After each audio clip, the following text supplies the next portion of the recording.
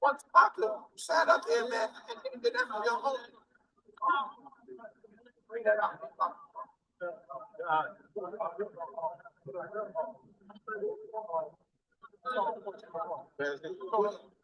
And white children, that's man, the time is at hand, man. Time is at hand. You understand? Moab, we get ready to put you in chains. You understand? We get ready to put you all people in chains. Bring that out. Bring that out. Look at book of 6, chapter 28, verse number 2. So the prince, saying unto the prince of Tyrus, thus says the Lord God, because thy heart is lifted up. That's these damn wicked ass people, man. Stay mind. They proud of the wickedness that they said they were going to do. And thou hast said, I am a God. I sit in the state of God, in the midst of the state. That's what America thinks they are today, man. All white men and rulers. You understand the walls burns, the doom ponds, you understand the list goes on and on. You understand? But it triggers all the way back up to the original rulers, which are the Rothschilds, man. They think they're God. Man. They think that they the actual people that is sitting in the seat above Yahweh. Right. You understand that? That's why your ass got double coming to you, man. Right. Just for your mockery of my thing, man. Right. And the only reason why you ain't doing shit, like I said, is because of our ignorance, man. So just like how we manage our heart, we manage everything. It's in ownership with the so-called blacks. You understand? You understand? But look, you know, so-called white man managing this verse right now, man. But it's a time coming, man, when the tables are on this show. You know what I'm saying? Yes, that was amen. Amen. Right?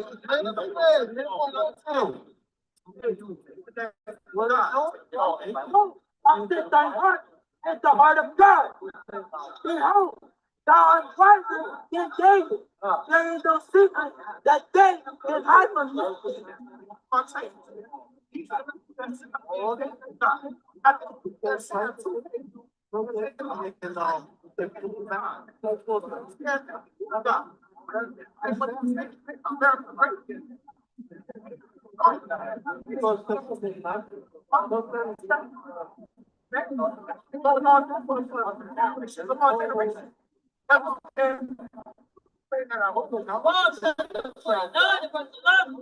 That it was not his, not your house, shall continue forever.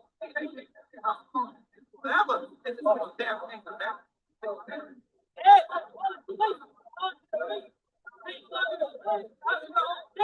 told Washington, the original name.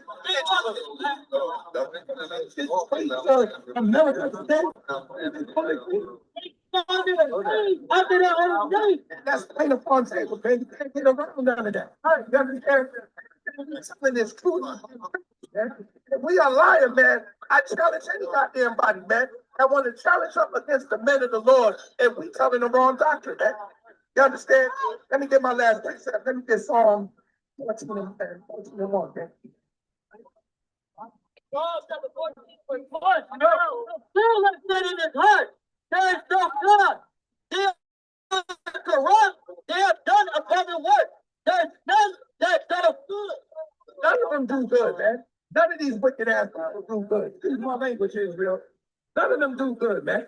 You understand? None of them do good at all, man. But your time is coming, man. Your time is coming, man. Me and the rest of these mighty men, yo, we are these wicked men for that time. We return is been evil for the rest of the nation. And with that, I want to say, what places honor and glory to the Most High Yahweh, Hashem HaMashiach, Malak Yahweh Shai, in destruction to America, in destruction to the rest of the damn nations, man, and to the children of Israel, those so-called blacks, Hispanics, Native Americans, and Seminole Indians. It is time to wake up in these last days. And I say in the Paleo Hebrew tongue, yes, right. Yes, right.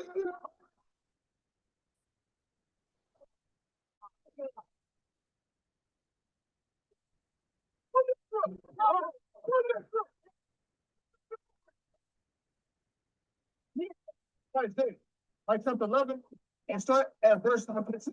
We're going to put at Amos. right? 5.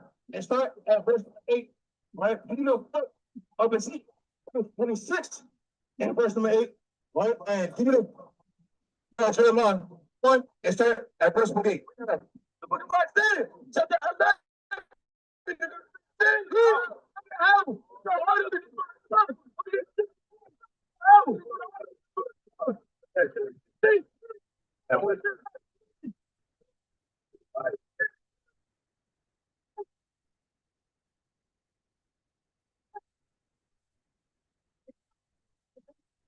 He's man, the most time he taking his hand and he's buying things, man. Right? Throwing up these strange things, man. Throwing up board, throwing up picture, man. Throwing up friends, man. Throwing up all man. And evil, man. And playing these last days, man. And the one he's taking his hand always looking last days, man. Right, read. That's just like it. It's just like it. It's just like it. Right, we see in America in the last days, man. Right, Paul, man. Your so-called economy, your so-called dollar, man. Right, your so-called children, your so-called birth rate, man. Right, the so-called education, the so-called high standard. Right, that the place what was at, man. The Lord said that He shall spread it, man. He ain't all things, right? He shall flood it in the 7th street. So what? So smart, it's a 7th street, man. Right, we need complete destruction, man. That when this place falls, man, it should be utterly cast down. No matter how, right? No matter so-called rebuilt, man. Right? Read it in the book of Malachi, right? Chapter 1 and verse 4. Right? What's your verse 8? Right? Amos, chapter 5 and verse 8. That maketh the 7th star. What? That maketh the 7th star. Read and Ohio. What? And Ohio. Right? Come. Right? Because the Most High, He made everything that we see, man. The heavens, the earth, the foundation, the pillars, man, the seas, the land, man. So the Most High, He said to seek Him, man. The one that make the 7 stars, man. Right? Don't seek Esau. Right? Don't seek a so-called a handout. Right? It's so-called a march of so-called preparation, man, for peace, man. Because this man, he's not going to give it to you, man. Right, stop trusting in their oppression, man, and making the so-called flesh your arm. Right, trusting in themselves, right? And tap the shadow of death. And do what? And tap the shadow of death. Until the morning. And make up the day dark for night. And make the what? And make the day dark for night. Leave that color for the waters of the seas.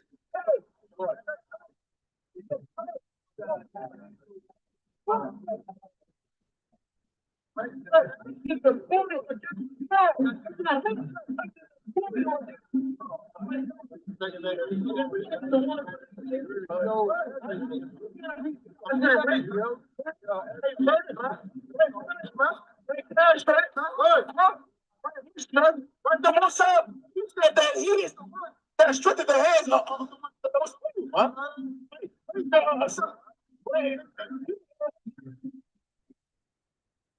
Hey, baby. He's raised us.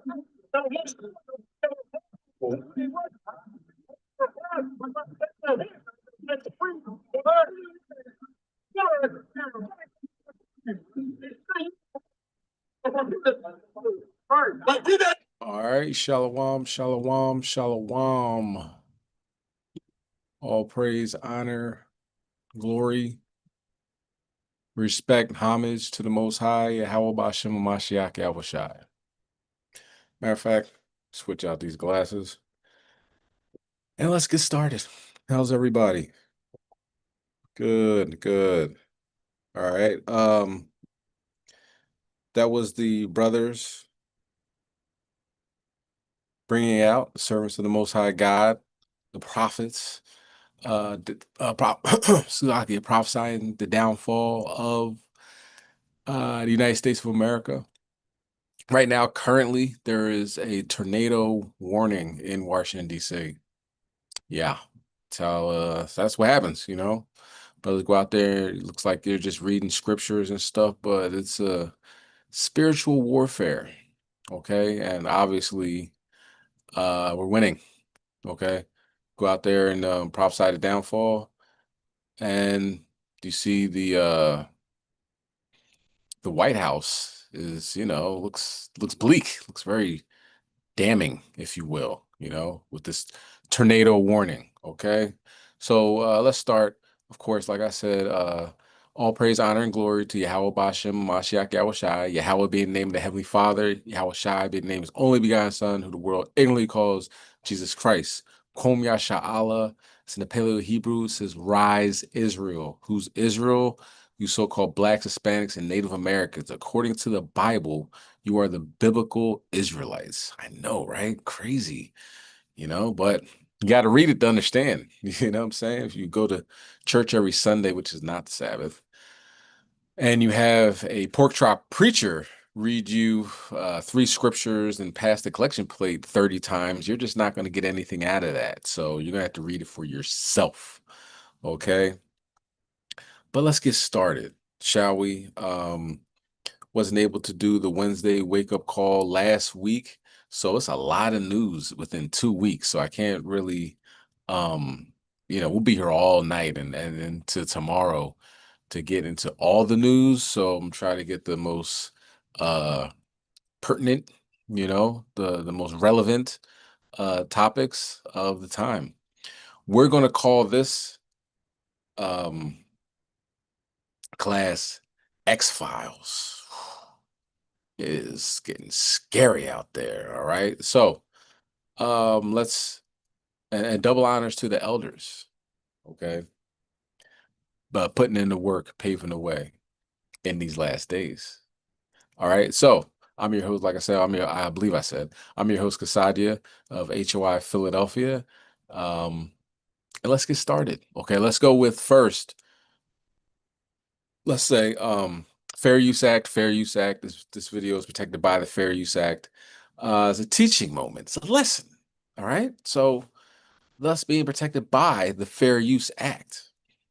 And also this is for educational purposes only.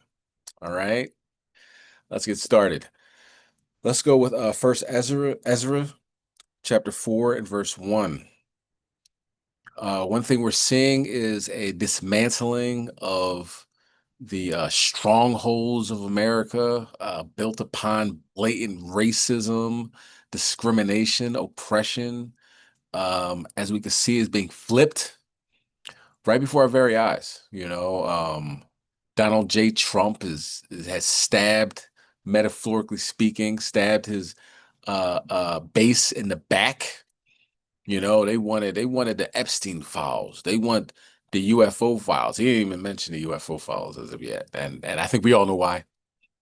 We all know why. The people on those ships, crafts, chariots, as the Bible speaks of, look like you and me. They're black, okay, so-called blacks. Okay, that's how we were made in the image and likeness of God. All right, which is Elohim, God, Christ, and the angels. Okay. All written in the Bible. We can look it up. It's thousands of years old, since millennia. But hasn't changed. It is what it is. You got to deal with it. But that's one reason why there will be no disclosure, because if it is disclosure, they have to tell you who's actually riding in those crafts, and that's when it gets murky. They want to keep it as the Nordics, the tall whites, the Palladians, you know what I mean? Not big, tall, husky, extremely skilled black men that can manipulate time and matter. But let's talk about the Epstein files. Oh man, they are hot. So Donald Trump is protecting I don't know if I can even say the word without getting strikes or something on here, you know what I mean? But men that like boys, he's protecting them, and that's pretty much the whole cabinet, all the politicians, all your tax dollars go to men who like boys, okay? And little girls, just pre-pubescent, pre-puberty, okay?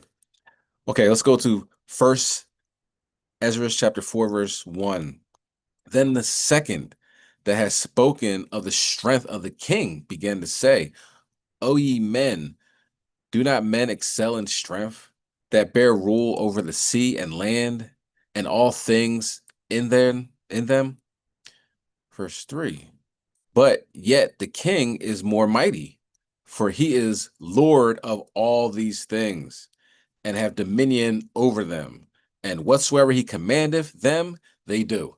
So he's saying, I'm gonna release the Epstein files, and you'll see we're gonna drain the swamp, and I won't have, there's no way, these people could, be in office and be senators and congressmen for all these years, and they've been on the Leola Express, the Jeffrey Epstein's plane going over to Pedophile Island. I'm gonna get those lists. I'm gonna give it to you. And then he said, "Nah, the list don't exist. It's not that important." And he said it on a Sunday. His Department of Justice and the FBI said it on Sunday when nobody's paying attention. Sunday night. Unless you're a weirdo like me that pay attention to everything. It's like, no, not saying you will be a weirdo. You got to pay attention to the news. You know what I'm saying? To be a watchman, you got to pay attention to what's going on in the world, So, but some people were doing things and having fun and, doing this, that, and third. It wasn't the Sabbath. So, they're probably out having a good time. I'm checking out the news, and just came out. I'm like, Sunday? Man, you got to watch what they do. They do, when they sign important bills like the NDAA that who was it? Obama signed on like New Year's Eve, when everybody's getting drunk and partying, and the world is getting drunk and partying. George Bush did the Patriot Act when nobody was paying attention. So just slowly taking away your rights. Donald Trump brought this information out on a Sunday during this so-called 4th of July weekend. Everybody's having a good time, partying, going out, so forth and so on. Slovakia. And they dropped the bomb, pretty much literally, especially on MAGA, because they really wanted this to happen. But didn't happen that way, God said, let me expose you guys. And that's really pretty much what happened. Donald Trump was exposed to being a liar, which, I mean, he's been lying for a long time. But this was like a main thing, the main thing that they're going to talk about. Like, this is huge. We're going to prosecute these people. I'm getting Kash Patel, Elam, this other guy, I believe, Esau, they're part of the head of the Department of Justice, Patel's head of the FBI, and they both come to the same conclusion. There was no trafficking of children, even though Grisella Maxwell's in prison right now for human trafficking. Apparently she was trafficking children to no one, even though Virginia, I can't think of her last name, came out and said, yeah, I was trafficked to the Prince, what is that guy's name? One of them princes over there, Prince Edomite, let's call him. And she died in mysterious circumstances, allegedly unalived herself. And but even before she came out, she said it. She's a witness. It's be a dying confession. But when the people at the top are wicked and evil, then you don't get that. All right. But let's watch this next. Not next, but let's watch the video pertaining to the X-Files. Dun dun dun dun. And just last month, while feuding with President Trump, Elon Musk posting, "Time to drop the really big bomb. At real Donald Trump is in the Epstein files. That is the real reason they have not been made public. Have a nice day, Donald J. Trump." But Musk later deleted that post and others, saying he went too far in attacking Trump. The president saying he cut ties with Epstein nearly 2 decades ago, saying even Epstein's lawyer cleared him. Caroline. Okay, so the FBI looks at the circumstances surrounding the death of Jeffrey Epstein. According to the report, This systematic review revealed no incriminating client list. So what happened to the Epstein client list that the Attorney General said she had on her desk? Well, I think if you go back and look at what the Attorney General said in that interview, which was on your network on Fox News. Quote, Go ahead. John Roberts said, DOJ may be releasing the list of Jeffrey Epstein's clients. Will that really happen? And she said, it's sitting on my desk right now to review. Yes, she was saying the entirety of all of the paperwork, all of the paper in relation to Jeffrey Epstein's crimes. That's what the Attorney General was referring to, and I'll let her speak for that. But again, when it comes to the FBI and the Department of Justice, they are more than committed to ensuring that bad people are put behind bars. Caroline, the DOJ and FBI have now concluded there was no Jeffrey Epstein client list. What do you tell MAGA supporters who say they want anyone involved in Jeffrey Epstein's alleged crimes to be held accountable? This administration wants anyone who has ever committed a crime to be held accountable. And I would argue this administration has done more to lock up bad guys than certainly the previous administration. And the Trump administration is committed to truth and to transparency. That's why the Attorney General and the FBI Director pledged at the president's direction to do an exhaustive review of all of the files related to Jeffrey Epstein's crimes and his death. And they put out a memo in conclusion of that review. There was material they did not release because, frankly, it was incredibly graphic and it contained child, which is not something that's appropriate for public consumption. But they committed to an exhaustive investigation. That's what they did, and they provided the results of that. That's transparency.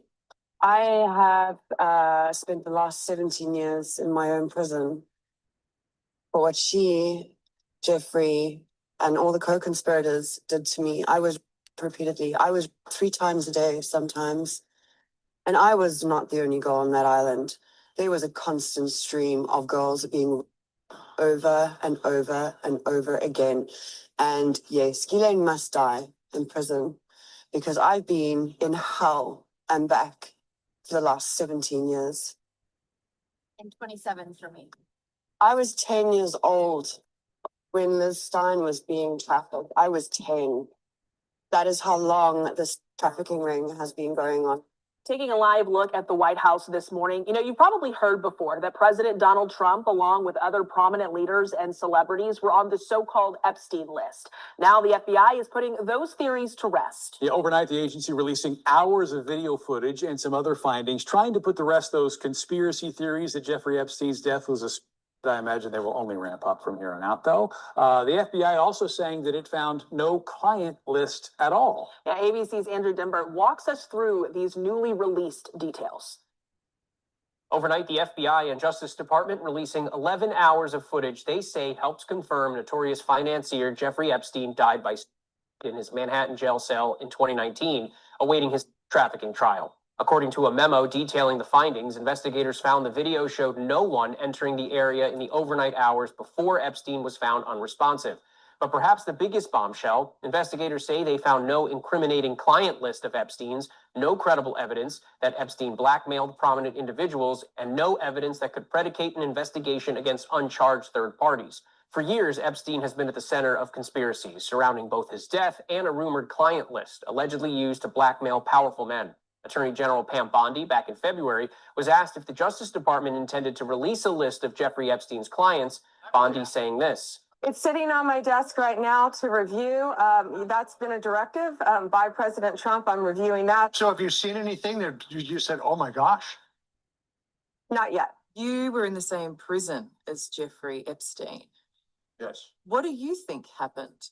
Jeffrey Epstein would have to be a magician to try to himself in that cell. I was in that cell. There's no way there's nothing on the ceiling. The bedpost is this high. I couldn't even go to a restroom without them walking back and forth and having me on camera. There's no way he committed. So you reckon he was killed? Yeah, why? I believe that.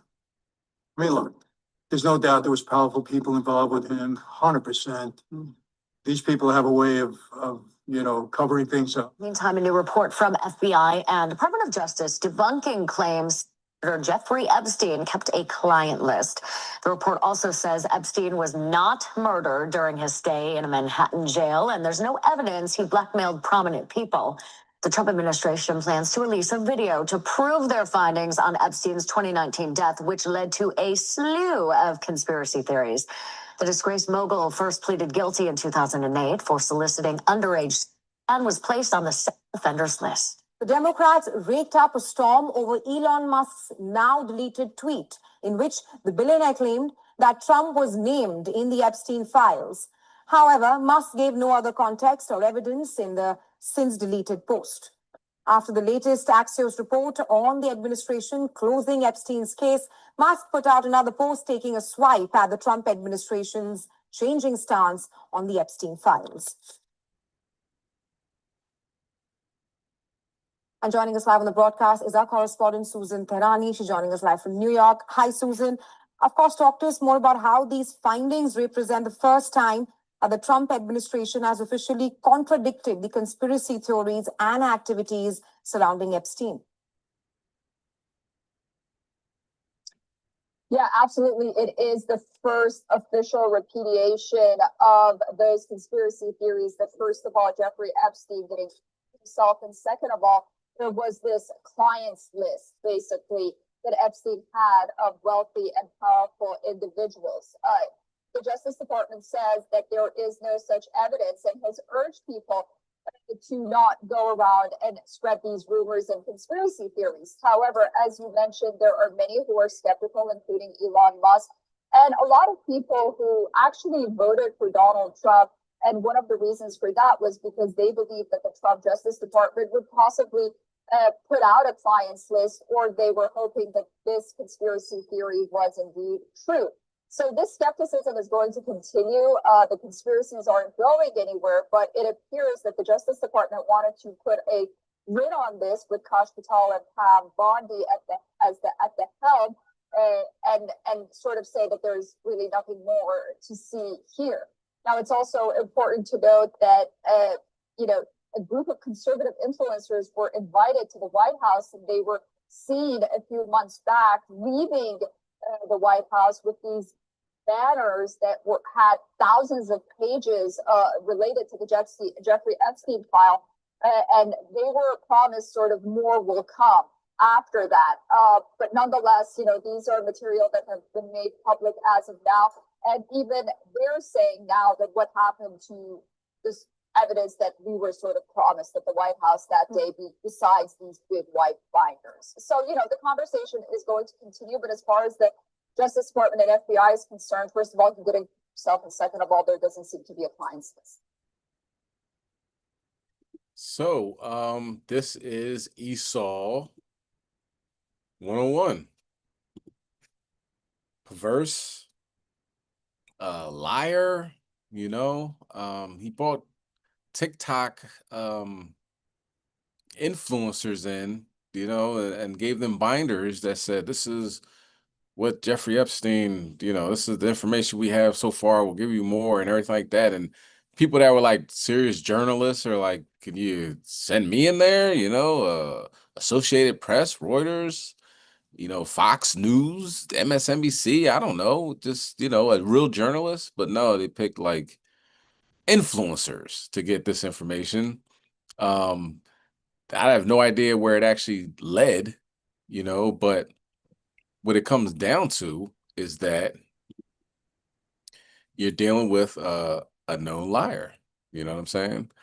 And Jeffrey Epstein, it is rumored, right? Grisella Maxwell, her father works for the Mossad, right? That would be like the Israeli version of the CIA.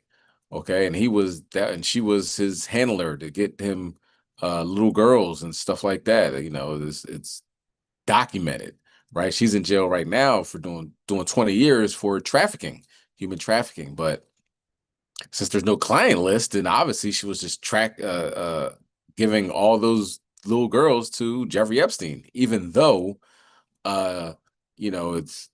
it's rumored, that plenty of people rode on that Leola Express. Donald Trump being one of them, engaging in what's the word? I guess sex with his now wife Melania for the first time on that jet. Other people, Bill Clinton, you know what I mean? But apparently they did all this, work and all this, they're burning the midnight oil to find out nothing here to see. Okay. That's the X-Files. Top story, breaking news. Donald Trump lied to the entire world, especially to his MAGA people that voted for him because, this was a big deal. If you're paying your taxes to a senator that sleeps with children, you kind of want to know that. You know what I mean? You want that person out and maybe somebody that's more respectable in. Nope, didn't drain no swamp. They're all still there. They're all safe. And here we are. Okay? And then they say Esau's can be saved. I mean, really, or Esau is the so-called Arab. I don't hear that a lot now, but I gotta kick that dead horse every chance I get. You know what I mean? Let's continue. All right, so let's talk about the Boogosphere over there in Colombia. Talked about this previous weeks. It's very interesting, the way it has been acting and reacting. Now they're saying it is developing, well, not developing, they're seeing it manifest into a form of consciousness and knowing who is by it, who is not by it, who is, people are getting crazy dreams that are by this thing. It's kind of next level. Let's get Daniel chapter 14, verse 4. So you can only imagine the type of technology that the Most High Christ and the angels possess. You know what I'm saying? To the point where, of course, Esau doesn't want to talk about it, but dag nabbit, we're going to talk about it. They'll talk about something that means nothing, that's totally unimportant for a week straight, but they're not touching this Boogosphere. One reason, because it lets you know that they're totally not in control. But another reason is just they're pure racism. You know what I mean? It landed in Colombia, over there in so-called Latin America. And they're like, I don't believe what they're saying. So you have UFOologists that aren't even looking into it because, it didn't happen to me. So obviously it didn't happen. That's the Esau Edomite mentality, but not here at HY News. We are going to discuss it. All right, let's go to Daniel chapter 12, verse 14. But thou, O Daniel, shut up the words and seal the book, even to the time of the end. Many shall run to and fro, and knowledge shall be increased. So let's increase some knowledge right now. Let's see what this Boogosphere has to offer and what is going on. Velasquez, who remained in Colombia with a perfectly smooth metal sphere, fell from the sky in Colombia. And it's changing everything we thought we knew about extraterrestrial contact. This isn't just another UFO story. In early March 2025, residents of Guadalajara de Buga witnessed a glowing metallic sphere flying erratically before descending to the ground near their town. When scientists examined it, they discovered something extraordinary. A sphere with no visible seams, welds, or joints, appearing to be made of a single piece of metal, perfectly spherical and smooth. But that was just the beginning. X-ray and CT scans revealed a complex internal structure with 3 concentric layers of different metals, numerous small microspheres arranged around a dense central core. This isn't human technology. Nothing in our manufacturing capabilities explains how this was made. Even more shocking, the sphere's outer shell is engraved with intricate symbols and patterns that immediately grabbed experts' attention. Running across its smooth surface are lines of characters and glyphs that resemble ancient scripts, including what looked like Norse runes, Celtic Ogham, and even Mesopotamian cuneiform. When researchers decoded these symbols, they found a message that's nothing short of godlike. The origin of birth through union and energy in the cycle of transformation, meeting point of unity, expansion, and consciousness. individual consciousness. But here's where it gets truly mind-blowing.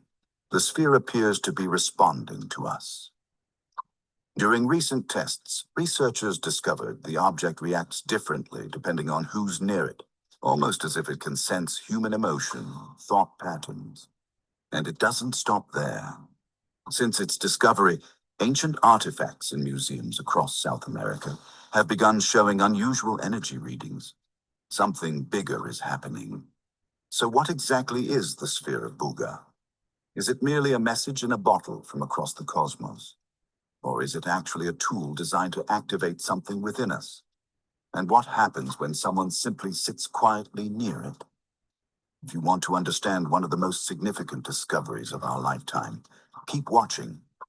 Because what you'll learn next changes everything we thought we knew about our place in the universe. The sphere reacts to consciousness. It was like watching something from another world wake up, explains Dr. Jose Luis Velasquez, the lead researcher investigating the sphere of Buga. During routine laboratory tests, scientists observed something that defies conventional physics. The sphere began emitting low-frequency hums, but only in the presence of certain individuals. The Colombian team led by Dr. Velasquez quickly established protocols to study this phenomenon. They discovered that the sphere's resonance patterns changed measurably depending on who was near it. We've never seen an inanimate object respond like this, says Velasquez. The correlation was unmistakable. When test subjects with calm, meditative states approached the sphere, sensitive instruments detected subtle vibrations emanating from within its layered structure. EEG readings of these individuals showed increased alpha and theta brainwave activity, patterns typically associated with deep focus and meditative states. Even more compelling, the sphere's responses matched changes in heart rate variability and focused attention. Dr. Elena Suarez, a linguist brought in to analyze the sphere's symbols, experienced this firsthand. I was examining the runic patterns when the sphere began humming at a frequency just below human hearing. Our equipment registered it immediately. When I stepped back, startled, the humming stopped. This suggests the sphere may be biometrically interactive, designed to engage with nonverbal, emotional, or even spiritual states of being. We're dealing with what appears to be a mind-machine interface, theorizes Dr. Mariana Diaz, a psychologist on the research team. But unlike our crude technology that requires physical contact or implants, this seems triggered not by command, but by presence, by consciousness itself. The implications are staggering. If confirmed, this would represent technology far beyond human capabilities, a device that can detect and respond to mental states directly. But what happens next is even crazier. Message updating itself. 3 weeks into the study, a lab technician noticed something impossible. The microscopic engravings on the sphere's surface were changing. Initial reports were dismissed as measurement errors. But when AI-enhanced microscopy confirmed the alterations, the scientific community was stunned. The ancient-looking symbols were subtly shifting, with new glyphs appearing alongside the original markings. We thought we were hallucinating, admits Dr. Velasquez. But when 3 separate imaging systems showed the same changes, we had to accept what we were seeing. Some of these new glyphs bear striking resemblance to modern digital code, binary-like sequences interwoven with the ancient scripts. The original message about origin of birth through union and energy remains, but additional symbols continue to form at a microscopic level.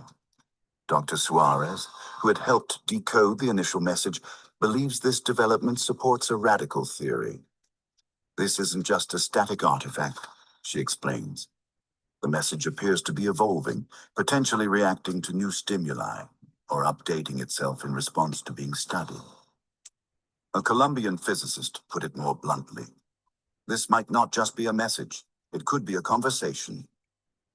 If you find these revelations interesting, don't forget to subscribe.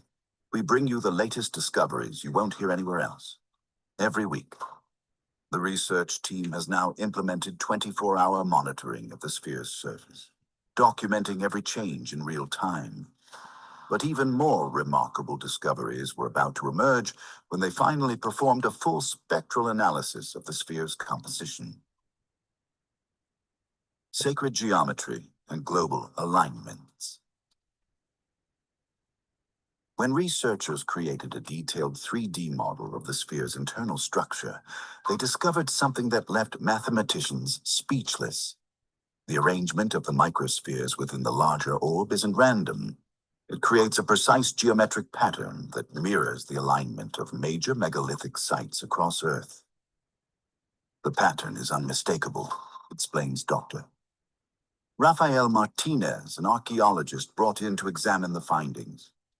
When we overlaid the internal sphere arrangement onto a global map, key points aligned perfectly with Teotihuacan in Mexico, the Giza Plateau in Egypt, and Stonehenge in England. Even more compelling, the internal geometry embodies perfect mathematical proportions found throughout nature and sacred architecture. The microspheres are arranged according to the golden ratio, while their connecting patterns form the flower of life and vesica pieces, geometric forms revered in ancient spiritual traditions worldwide. These aren't arbitrary shapes, says mathematician Dr. Ana Rosas. These specific geometric patterns appear across cultures, separated by vast distances in time, in temples, artwork, and cosmological models from ancient Egypt to India to Mesoamerica. Perhaps most striking of all, when researchers placed the sphere in its original orientation from the landing site, they discovered its axis aligns perfectly with solstice angles and specific planetary alignments that occur only once every 26,000 years. Whatever or whoever created this object, says Dr. Martinez, they encoded a cosmic map into its very structure. This isn't just advanced technology. It's a deliberate message written in the language of universal geometry. There's a hidden map inside the sphere, and it points somewhere very real. Encoded coordinates, a larger map. When mathematicians applied advanced algorithms to analyze the ratios between the microspheres, they discovered something that transforms this from a curious artifact to potentially the most important archaeological find in human history. We were examining the numerical relationships between components, explains Dr. Rosas, when we realized certain sequences could be interpreted as geographic coordinates. These aren't random locations. The primary coordinates point to 3 specific sites. A remote region of the Amazon basin that satellite imagery shows contains unusual geometric formations, a previously unexplored area of Lake Titicaca near the island of the Sun, and a deep cave system in northern Peru that local indigenous people have long considered sacred. Each location has significant cultural importance, notes Dr. Martinez. They form a triangle across South America, with the sphere of Buga discovered almost exactly at its center point. Colombian authorities initially kept this discovery classified, but we can now confirm that a privately funded expedition led by international researchers departed 3 weeks ago to investigate the Amazon basin coordinates, the most accessible of the 3 sites. Dr. Velasquez, who remained in Colombia with the sphere, tells us the team has established a secure communication link to transmit their findings in real time. What do you think the coordinates lead to? Let us know in the comments before we reveal what they've already found.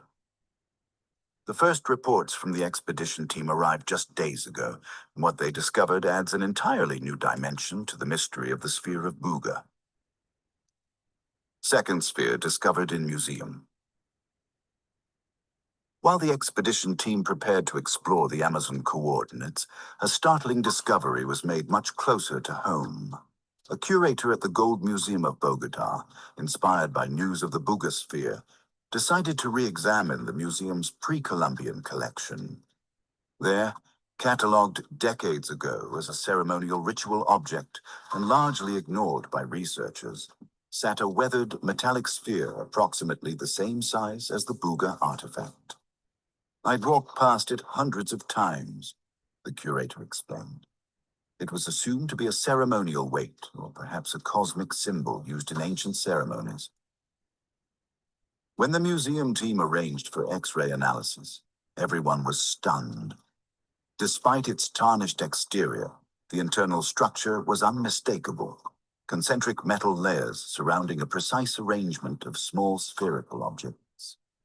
Museum records showed the artifact had been found in a cave near San Agustin in the 1940s and classified as a Kimbaya object, roughly 1,000 years old. No one had ever thought to perform advanced scanning on what appeared to be just another ritual item. The most fascinating aspect, its inscriptions differ from the Buga sphere, but seem to complement its message. Where the Buga sphere speaks of the origin of birth through union, preliminary analysis of the museum sphere suggests themes of completion and return. Dr. Suarez, examining both sets of symbols, believes they're two parts of a single communication. Completion and return. What does that mean to you? Let you ponder that for a little bit. Let's continue. It's as if one speaks of beginning, the other of conclusion, a complete cosmic cycle. Dating techniques indicate the museum sphere is significantly older than previously thought, potentially thousands of years old. If one sphere was hidden in plain sight for centuries, how many more are out there? The sphere emits signals. A breakthrough occurred when researchers attempted something unconventional. During a session studying the sphere's reactions to sound, a team member played traditional Andean music near the object. When the distinctive frequencies of a pan flute resonated through the laboratory, instruments detected something extraordinary. The Buga sphere began emitting low-level radio pulses. These weren't random signals. Spectrographic analysis revealed embedded mathematical constants, pi, phi, and perfect Fibonacci sequences, transmitted in patterns too precise to be coincidental.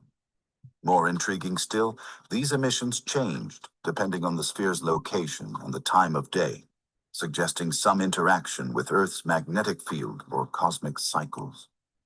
These are intentional transmissions, states Dr. Velázquez. The sphere appears to be responding to specific harmonic frequencies with mathematical language, universal constants that would be recognized by any advanced civilization. The team established a protocol to document these emissions, tracking how they evolve over time. Analysis reveals the signals contain deeper layers of information beyond simple mathematical constants, potentially a more complex message waiting to be decoded. What started as a strange artifact has now become a communication device, actively engaging with its environment and responding to human interaction. The DNA activation reports. Then came the most controversial development. A graduate student who had spent several weeks working near the sphere began reporting unusual dreams, vivid geometric patterns, radiant beings of light, and complex symbols similar to those on the sphere itself. Initially dismissed as stress or suggestion, the student's experiences took on new significance when routine health monitoring revealed something impossible. Genetic analysis showed changes in the expression of what scientists had long called junk DNA, non-coding regions that suddenly showed increased activity. These specific DNA segments, dormant in most humans, began expressing new protein configurations. When other team members underwent similar testing, a pattern emerged. Those who had spent the most time near the sphere showed similar, subtle genetic changes. Over the following weeks, these individuals reported remarkable subjective experiences, heightened creativity, emotional clarity, and in 3 cases, unexpected remission of chronic anxiety and stress disorders. Word spread quickly through scientific circles, prompting calls for controlled studies. A program for volunteer interaction with the sphere was established with strict medical monitoring. We're not making definitive claims, Dr. Diaz cautions, but something is happening at a biological level. The sphere seems to be initiating a response in human physiology that science cannot yet fully explain. Global artifacts reacting. The phenomenon expanded beyond Colombia. Museums in Peru, Bolivia, and Egypt began reporting minor electromagnetic fluctuations in certain ancient stone objects, particularly those associated with astronomical alignments or cosmic symbolism. The most dramatic reaction occurred when curators from the Gold Museum brought the ancient Muisca sun disk near the Buga sphere. Sensitive instruments detected the gold disk vibrating at frequencies matching those emitted by the sphere. These responses have led researchers to propose a radical theory. What if these artifacts form a planetary grid of connected objects, perhaps dormant until now? Ancient texts across cultures speak of cosmic cycles and awakening, notes Dr. Martinez. What if these artifacts were left as markers or activation points designed to respond when specific cosmic conditions align? The synchronicity between these objects, separated by thousands of miles yet resonating in harmony, suggests an intentional design spanning continents and perhaps millennia. As research continues, one question emerges above all others. Was the arrival of the Buga sphere in March 2025 random, or precisely timed to initiate something much larger? The sphere is a mirror. A fascinating theory has emerged from the linguistics and psychology teams studying the sphere. What if the object isn't simply sending information, but reflecting it? Dr. Diaz observed something peculiar during controlled interaction sessions. When asked to describe their interpretation of the sphere's message, participants gave remarkably different answers. Scientists tended to describe mathematical principles and physical laws. Artists perceived themes of creation and beauty. Spiritual practitioners reported insights about cosmic consciousness. Yet all were looking at the same symbols. The sphere appears to function as a kind of consciousness mirror, explains Dr. Diaz. It may be designed to reflect back the observer's own level of awareness or conceptual framework, revealing different layers of meaning depending on who engages with it. This would explain why the message seems simultaneously simple and profound. Each person experiences it through their own perceptual filters. During one documented session, a visitor from a nearby village approached the sphere. Cameras captured the moment as she stood silently before it, tears streaming down her face. When later asked what she experienced, she simply said, "It showed me who I really am." If this theory is correct, the sphere represents technology far beyond our current understanding, a device that can interface directly with human consciousness and adapt its output accordingly. Rather than a static artifact with a single meaning, it may be an interactive technology that evolves with each observer, revealing only what they're prepared to understand. Public access via virtual portal. Recognizing the importance of broader scientific participation, the Colombian tech team has created something revolutionary, a virtual reality experience that precisely replicates the sphere's internal structure based on CT scans and X-ray data. This VR environment, accessible to researchers worldwide, has yielded unexpected results. Users navigating through the virtual representation began noticing non-random patterns, symbolic constellations, mandala-like layouts, and emergent geometric forms that weren't programmed into the simulation. We built an exact digital twin based purely on physical measurements, explains the lead developer. But what's emerging goes beyond our programming. The virtual environment seems to be organizing itself according to principles we didn't encode. Even more compelling, when the team added biometric sensors to track users' emotional states, they discovered the virtual environment appeared to respond differently based on the user's focus, emotional state, and thought patterns, mirroring what researchers observed with the physical sphere. Scientists from 27 countries are now contributing to this distributed research model, exploring the virtual sphere from labs across the globe and sharing their observations in real time. What began as a single physical artifact has become a global experiment in consciousness and technology, accessible to anyone with the right equipment. To understand the full significance of these developments, we need to return to where it all began. In early March 2025, residents of Guadalajara de Buga in Colombia's Valle del Cauca witnessed a startling event. A glowing metallic sphere was seen flying erratically in the sky before descending to the ground near the town. When locals approached, they found an intact, smooth, silvery orb about the size of a small melon, weighing roughly 4.5 pounds. Notably, it felt unnaturally cold to the touch, despite its descent through the atmosphere. Laboratory analysis revealed its extraordinary construction. The sphere has no visible seams, welds, or joints, appearing to be made from a single piece of metal, defying conventional manufacturing techniques. Metallurgical tests identified primarily titanium and stainless steel, but alloyed with trace elements, giving it unusual properties. X-ray and CT scans showed a complex internal structure with 3 concentric layers of different metals. Within these layers are embedded numerous microspheres arranged around a dense central core, reminiscent of a miniature solar system or atomic model.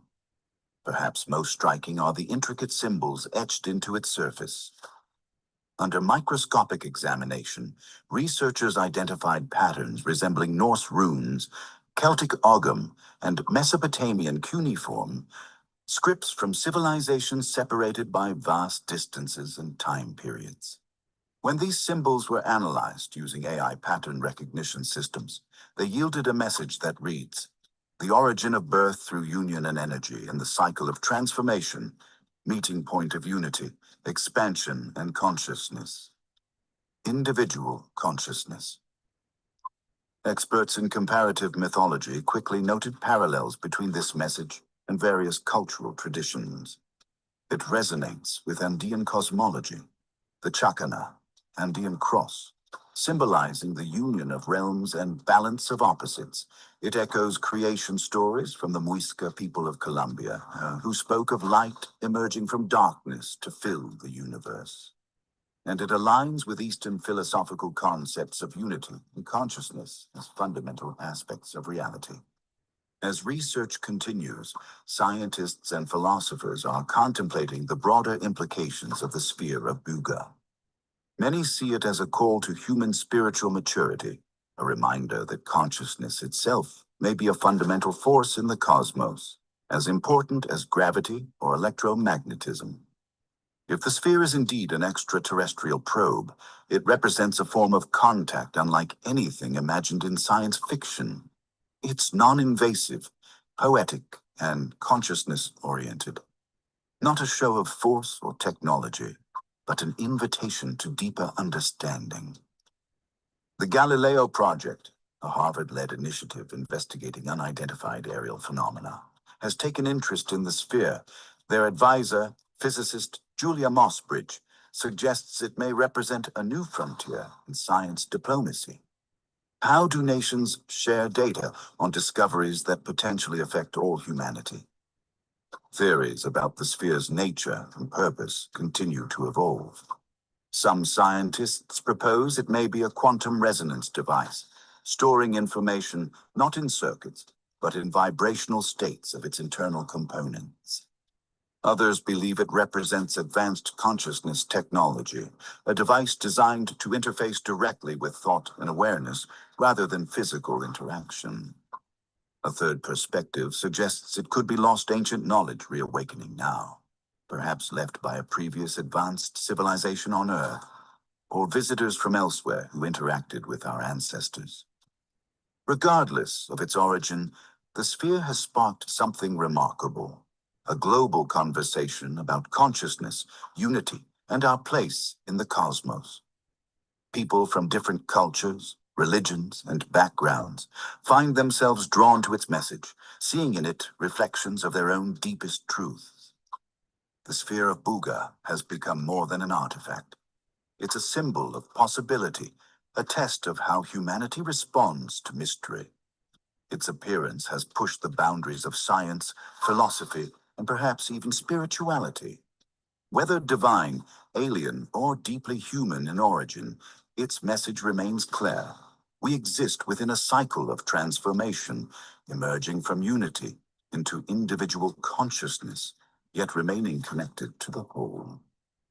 As researchers continue their work, new discoveries emerge almost daily. The expedition to the Amazon coordinates has just begun sending back preliminary data. The relationship between the museum sphere and the Buga artifact grows more intriguing with each comparison. Perhaps the most profound question isn't where the sphere came from, but why it appeared now. What if this isn't the first message sent to humanity, just the first one we were finally ready to hear? The story of the sphere of Buga reminds us that the universe may be stranger, more conscious, and more interconnected than we've imagined. As we reach toward the stars, perhaps something is reaching back, not with conquest or dominance, but with an... I don't know about that. He said without conquest or dominance. Now we got to keep in mind when the sphere first landed in Colombia, what happened afterwards? The presidential candidate got shot 3 times in the head, whop, whop, whop, in rapid succession. A large earthquake took place in Colombia, 6.7 magnitude. 19 bombs went off in Colombia. A lot of stuff happened in Colombia after the sphere landed. You know, Esau loves to say crashed and all this other stuff, but it landed, and a lot of stuff is going on because of that. So, like it says in Daniel 12:4, knowledge shall be increased. You know, this thing is moving, it's changing its messages and everything. So always keep in mind too, at the same time, you have a message, a energy being projected towards the earth every 44 minutes, I believe it is. And also there has been another Oumuamua-like object flying through the sky, interstellar, not from, you know, I believe this solar system, going at an incredible rate. You know, it's not, you know, it's not like the regular asteroids or comets or whatever like that. You know, they're saying it's an interstellar object. You know, it's going to pass by Mars, I believe, in the fall. Okay, so it's a lot of stuff going on in space. Let's just keep an eye out for these things. That is Chariot news. Now let's go to plagues, prophecies, and things that are going on the planet.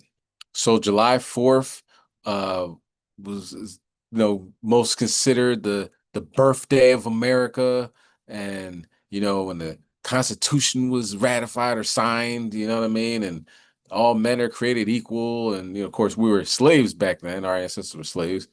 But they still said it. They said all men are created equal. We weren't considered men. We were considered, what, 3/5 of a man? Well, we went up to Washington, D.C., prophesied the downfall of America. And as we were doing that, Texas was drowning. Literally. That would be the children in the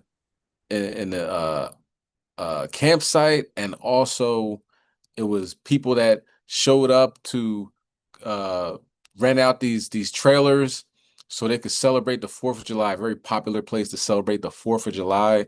The Most High sent the biblical flood of biblical proportions, and a lot of people didn't make it. I believe right now the death toll is at 160. I could be wrong. It's about 120. I think maybe 120. It's at 120, and with 170 still missing. A lot's going on. All right. Shalom, King. All right. So let's get 2nd Ezra chapter 5 and verse 1.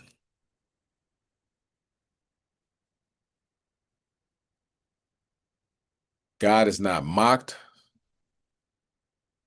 Whatever a man soweth, thou shalt he also reap. 2 Ezra chapter 5, verse 1. Nevertheless, as concerning the tokens, behold, the day shall come that they which dwell upon the earth shall be taken in great number, and the way of truth shall be hidden, and the land shall be barren of faith. Okay, so the Most High sent a flood and hit Camp Mystic. This is the pretty much all Edomite camp of girls, young girls, and it happened at like 5 in the morning. From 5 in the morning on is when all this took place. So it was raining throughout the night. And they said it's not gonna be that bad. Don't worry about it. You know, I mean, just get your sleep. This, that, and the third. And what happened? The storm system parked itself right over this region of I believe it's the Guadalupe River, and parked itself there, made the river rise at an extremely phenomenal rate. In fact, during that day, it was 320. July 4th had 320 flood advisories throughout the country. You can't make that up. You know what I'm saying? It says in Nahum, you get that. Nahum chapter 1.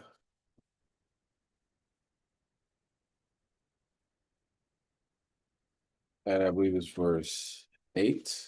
Let me see.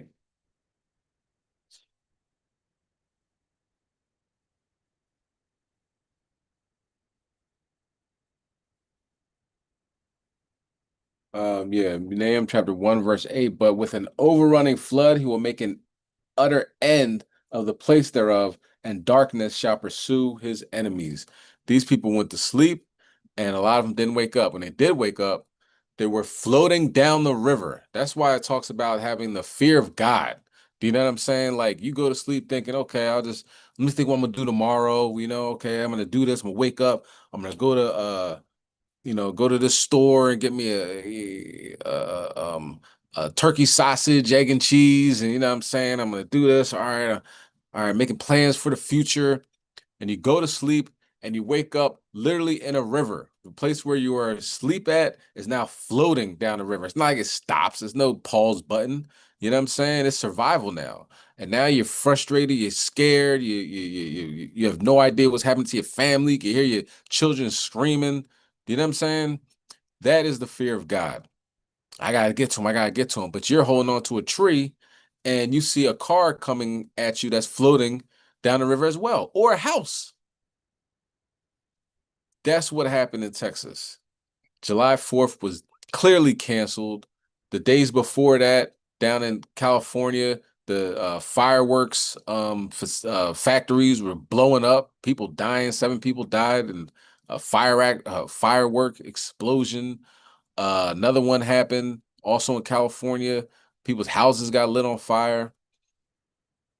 Keep playing with them. All right. So, I mean, I wouldn't suggest that, but you know, people gonna do what they're gonna do, especially Esau. Anybody worried about Esau? Jake need to repent. All right, let's go to Job chapter 18, verse 18. And we're gonna watch the next video. We'll be back in a minute. There's very few concrete pads that even remain. The RVs were swept away, the concrete was swept away. I mean, the little ground is scoured away. It looks like a hurricane tore through Texas Hill Country. But this storm had no name and no warning. I realized that the water is rising really fast. Car horns screamed as vehicles shorted out underwater. We start banging on everybody's door, getting people out. If you were lucky, someone banged on your door. If not, this is how you woke up. Was this like a worst case scenario because it's the holiday? They were full. I have 14 reservations missing. I have 6 people missing. If you didn't get out on time and you were in RV, this is unsurvivable. Look at this. This RV shredded, wrapped around the tree. There's another one there. And then you can see another one down the river. This whole area was full of RVs, cabins, Everyone was here for the holiday weekend. This is a really popular area to celebrate the 4th of July. And it's gone. Everybody lost everything. There were some people that were able to get out, but only in their underwear. With their dog, nothing else, nothing else. No time. The forecast called for up to 6 inches of rain, up to twice that fell.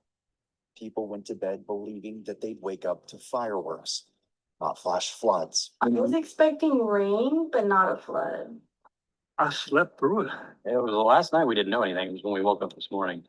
The thunder was crazy and I couldn't sleep. So at 2:30, I started checking because it was just nonstop and it was hard rain. Along the Guadalupe River, at least 18 summer camps sat directly in the flood's path. At one camp alone, officials say around 20 girls were unaccounted for. Parents and guardians lined up at a nearby elementary school, waiting to hear if their child's name would be called. Some very emotional moments happening behind me. In the school bus are children who were at their overnight camps. So there's a lot of summer camps that are located right along the Guadalupe River. And so many of these parents had no idea if their children were okay or not. The river rapidly rising in the early morning hours, washing away cabins and sadly taking numerous lives along the river. These kids being brought from their camps here to the elementary school to be reunited with friends and family. Now, just point out the obvious, right? When we go out to camp, people call us racist, and God loves everybody, and we should all be one, we should all be together. When you look at the family and the parents, the parents and the children and everybody that's waiting in line and everything, you see no so-called Black people. I don't see any Mexicans. I don't see any Asians. It is obvious that this is done on purpose. You know what I'm saying? They're living amongst each other, being in Texas. So, that dream, right? That lie that Martin Luther King of little Black boys and little white girls holding hand in hand, that has not been anywhere near close to a reality in the United States. And us just talking about these things is not making it worse. It's already worse. It already is highly segregated. And I just wanted to bring out that point, and we can move on. Now let's continue. We saw that it had flooded up here and just kind of didn't know, and the not knowing is the worst part. So both her and my son are real strong swimmers, so I wasn't real worried about them as far as in the water. But water moving that fast is dang. That's all you can think about. In the town of Hunt, the water hit harder. It took high-profile military vehicles just to reach the survivors, pulling up like lifeboats on wheels, soaked, shaken, silent. The survivors climbed aboard, their lives reduced to whatever they could grab. We get flash flood warnings on our phones all the time. I think it's like the Amber Alert, or you live in Texas, you don't really think much of it. And obviously we were wrong. This chilling video captures the river rising in real time, each lightning strike illuminating just how fast the water was climbing.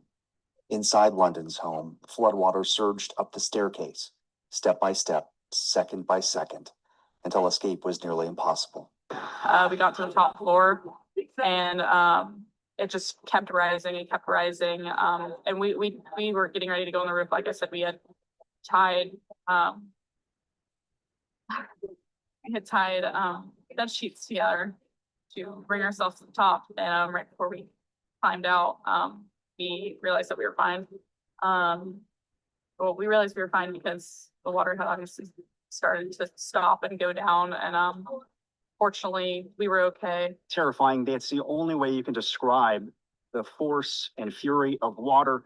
That is the Guadalupe River behind me. I'm in Kerrville, Texas, the Texas Hill Country. This section right here was a part of this apartment complex. It was lifted off its foundation, carried about 100 feet away into the parking lot. The only thing that stopped it, these old oak trees. I spoke with one girl who had just graduated from college. She had just left for work around 5 this morning, grumbling, of course, about working so early and on a holiday. But that might have saved her life.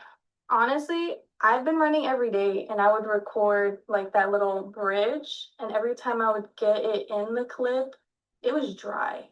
Like there was barely any water, so I was never expecting it to hit this high up. At most, maybe like the railings, sure, but I didn't expect it to go from like dry to be this high up. Within a day. Within hours, because I was here right before 5, and by like 5:30, this was basically the way it is right now. Where do you work? HEB.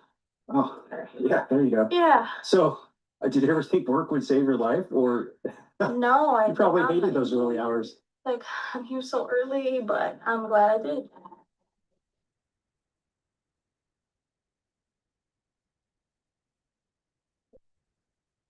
So agencies from all over are flying. I've seen the National Guard, local sheriffs, any helicopter basically available. I think they're flying up and down the Guadalupe River now, actively searching, hoping to rescue. Of the roughly 237 people rescued on the first day, 167 were lifted out by helicopter.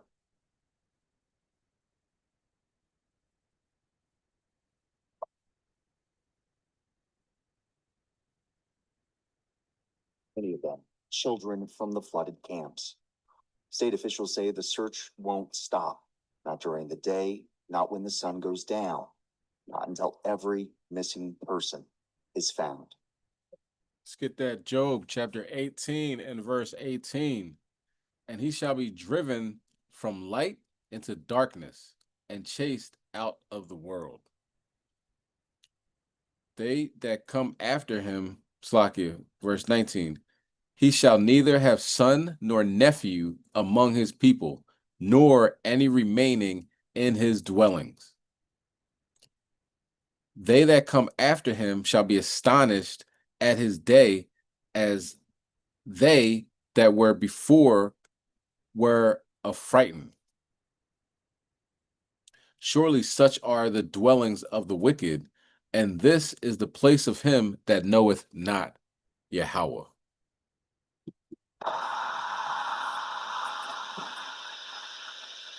I think what's so astounding is just how high the debris mark is here. That's 20 feet at least. The water was not like that. The water was raging. My birds are gone. In a matter of 10 minutes, it went from there, maybe 15 minutes, went from there all the way to my deck. Right there, all the way, and another 5 minutes to get that way, but it was completely. I mean, I had 2 feet of water in my house. About 4 months worth of rain fell in just 6 hours. The Guadalupe River rose to nearly 30 feet, possibly the highest ever recorded. We don't know for sure, but as the gauge grow.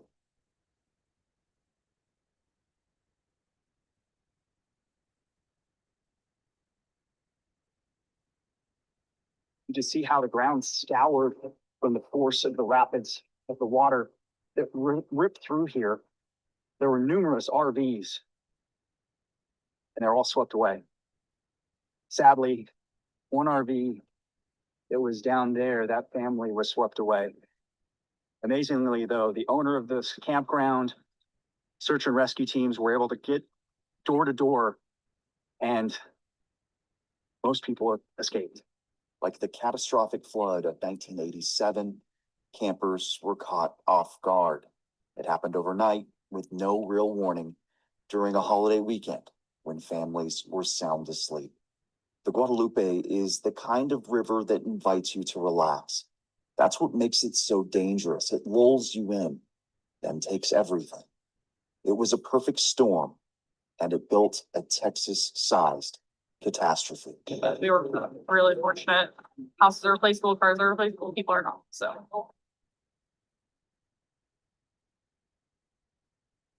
Okay, let's get Job chapter 27, verse 19. The rich man shall lie down, but he shall not be gathered. He openeth his eyes, and he is not. Verse 20. Terrors take hold on him as waters. A tempest stealeth him away in the night. Verse 21. The east wind carrieth him away, and he departeth, and as a storm hurleth him out of his place. For Yahweh shall cast upon him and not spare. He shall fain flee out of his hand. Verse 23, men shall clap their hands at him and shall hiss him out of his place.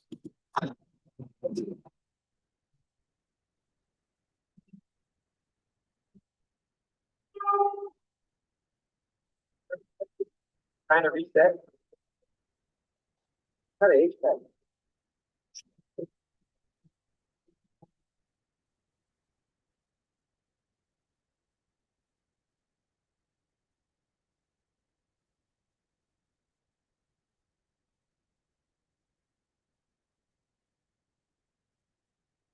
Show a picture of people's house demolished.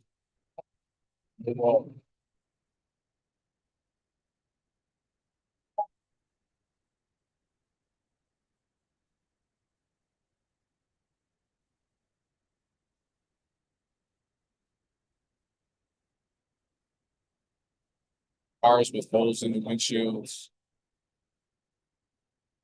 Cars on top of the roof.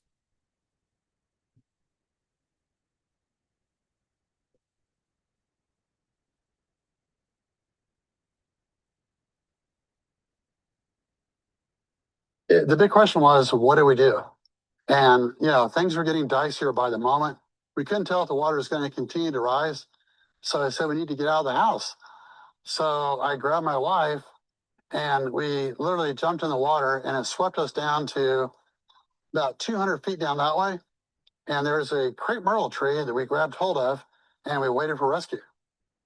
I literally pulled up my waterproof phone and started calling people going, hey, get Swiftwater Rescue to come get us because we are like in extremis. We are in bad shape.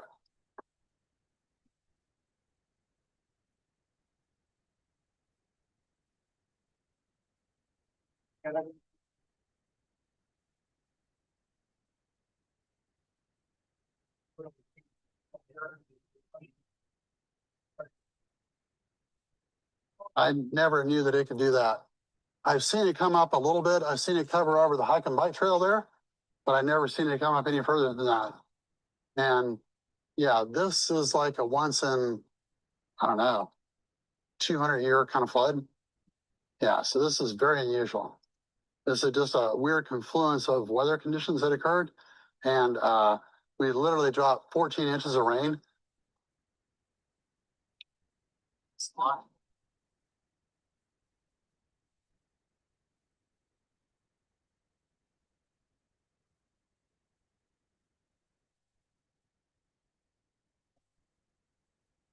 About 6:30 in the morning or 6 o'clock in the morning, we heard some thumps.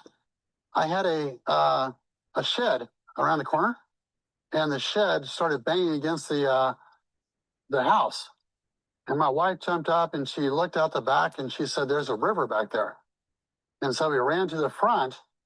And by the time we grabbed 2 dogs and a set of keys, the water had risen, covered 4 motorcycles, and flooded a Jeep and then flooded a big truck. Somewhere over that, there's a lot of stuff in there. That's about 10, 15 feet tall. So literally this area, even by the time, like over the last 5 minutes, the water went from like right there to right here. And then another 10 minutes, the water was like this high. It was scary. It was really scary. From the knees to the chest to over his head. 10 minutes.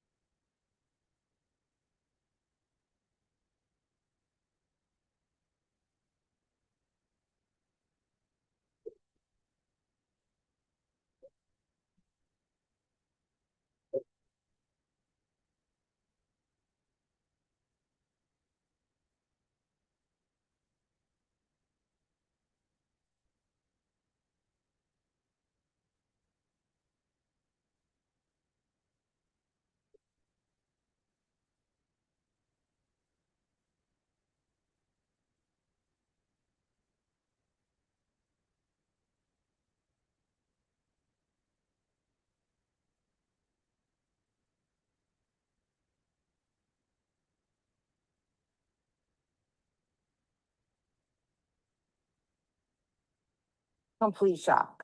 I'm still in shock today. The devastation was such that I'm still in shock today. And with the rescues going on and the helicopters, you just know there's so many missing children and missing people. You just want them to be found for the sakes of the families. But you know, it's not going to be a good ending. It's just not going to be. There's no way people could have survived the swiftness of the water. So what you're showing me there? What I have here are photos of the RV park right at the end of my granny's road that were completely flooded. Oh no, Granny. I can't get any more. Oh my God. My feet. No warnings at all. They came hours later, which was the most devastating part. You know, we got the warnings on our phones hours later. The destruction had already been done before the warnings came out.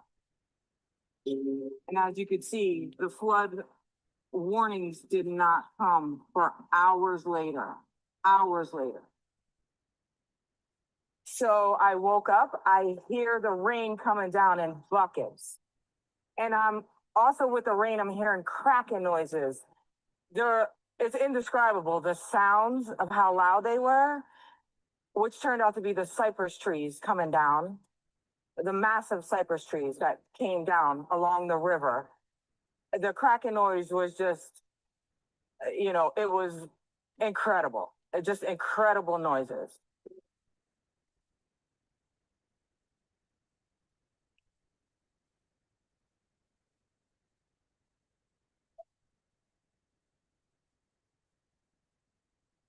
It was almost every man for himself, and we ran from neighbor to neighbor to see who needed help.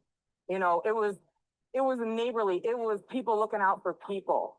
You know, the fire departments and the police hadn't arrived yet, so it was more or less the neighbors and the people surrounding you in your area that really stepped up to the plate.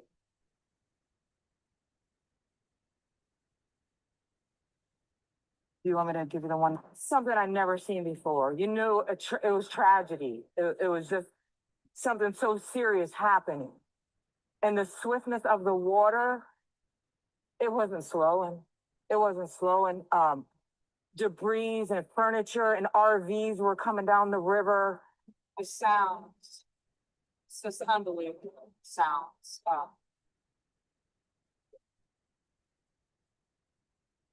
Devastating, absolutely devastating. Then welcome back to the Brett. All right, so looking at the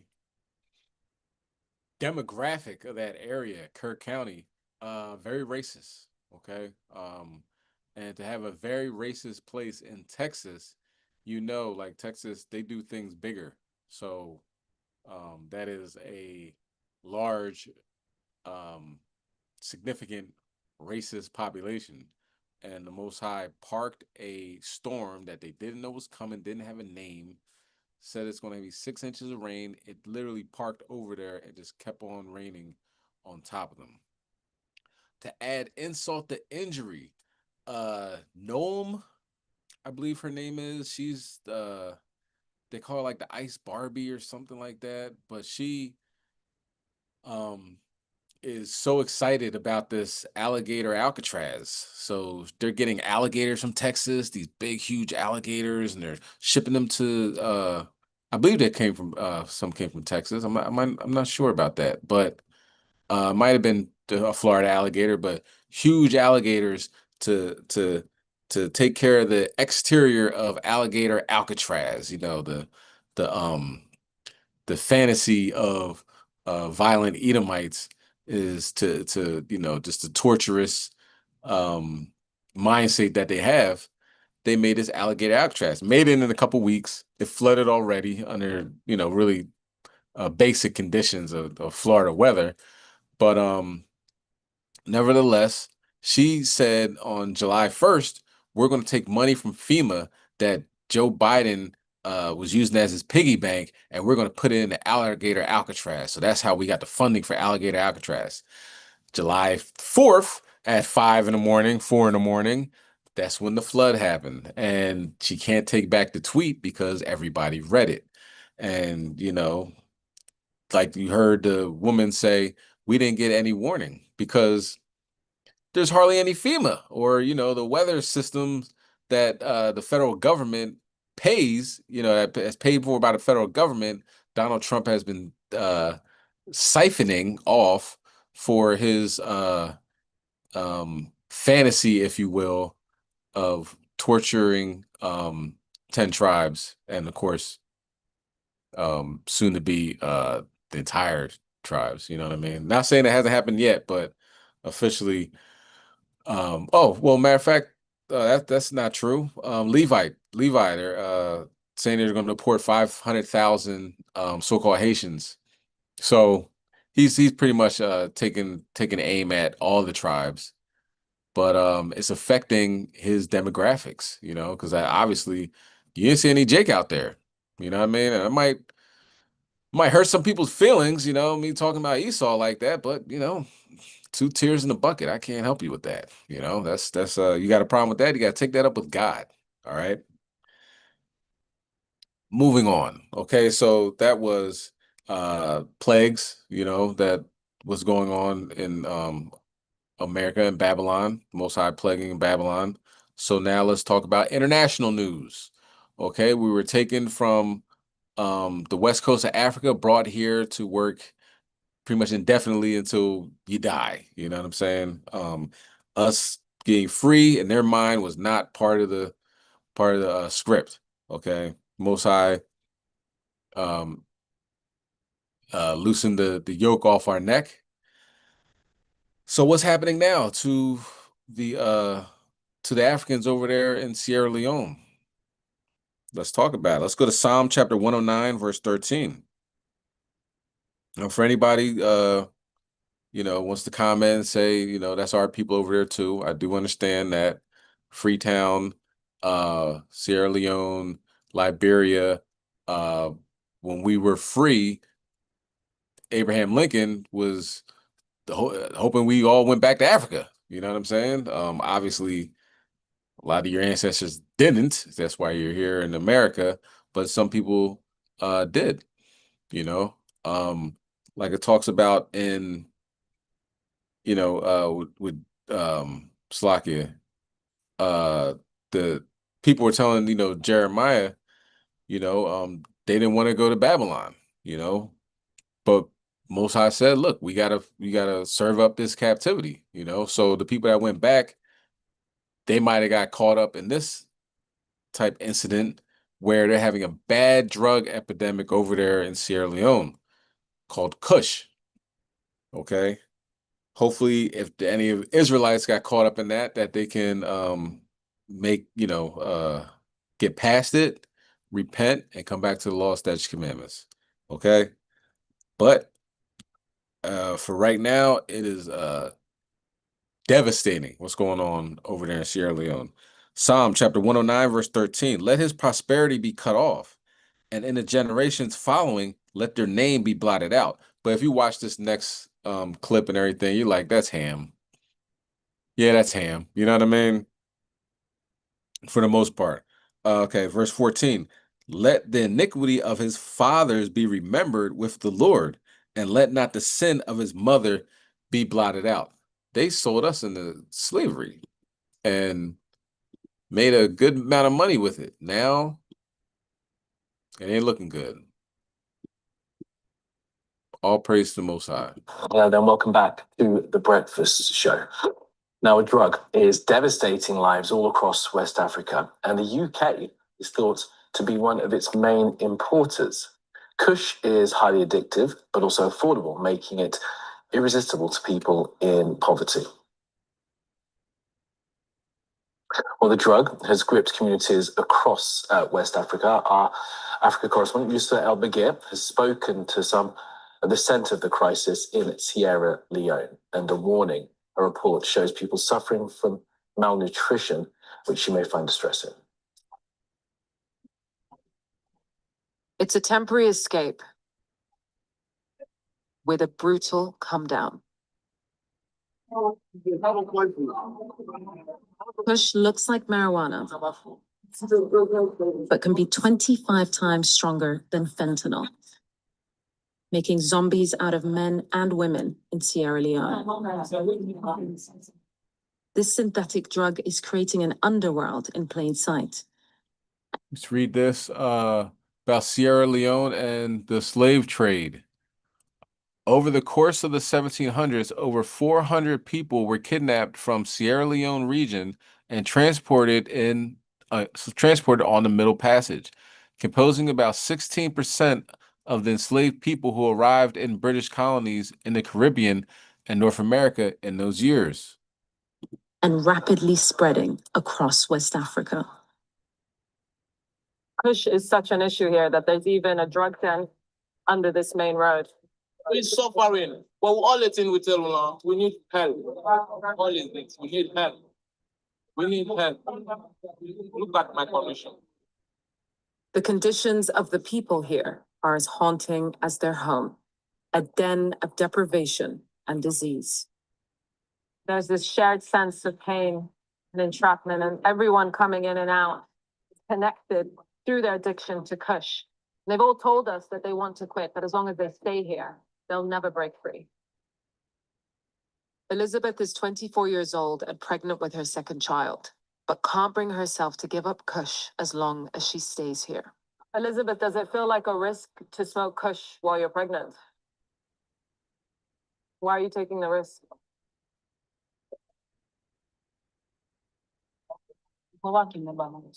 I keep smoking it because it makes me forget about my worries and challenges. The numbness of the high has worn off, and she can't hold back her pain. These are not the fringes of Freetown, but a place for people of all ages, caught in the clutches of Kush. This drug is evil. This drug is bad. I don't know why they gave me this drug in this country. Our brothers are suffering. Some are dying. Some have sores on their feet. We don't know. This drug brings destruction. Look at me. Just because of this drug, I have sores on my feet. There's a shelter among shacks for teenagers like Ibrahim, whose Kush-induced sores have eaten away at their limbs. Some are paralyzed by infection and malnutrition, lying in corners where others have died before. The rest are debilitated. Does it hurt? Abu Bakr is only 14 years old and was handed his first Kush joint at 12. He's been fighting for his life ever since. When was the last time you walked? Their limbs are literally ravaged by this. They've got these huge open sores that they have to keep washing with disinfectant. They can't even walk, and yet they're still scrambling to get cash to buy more Kush to smoke. Are they still smoking Kush? Yeah, outside they still smoke. Even with all this pain? All this pain within that side, they still smoke. It's a prison with an open door.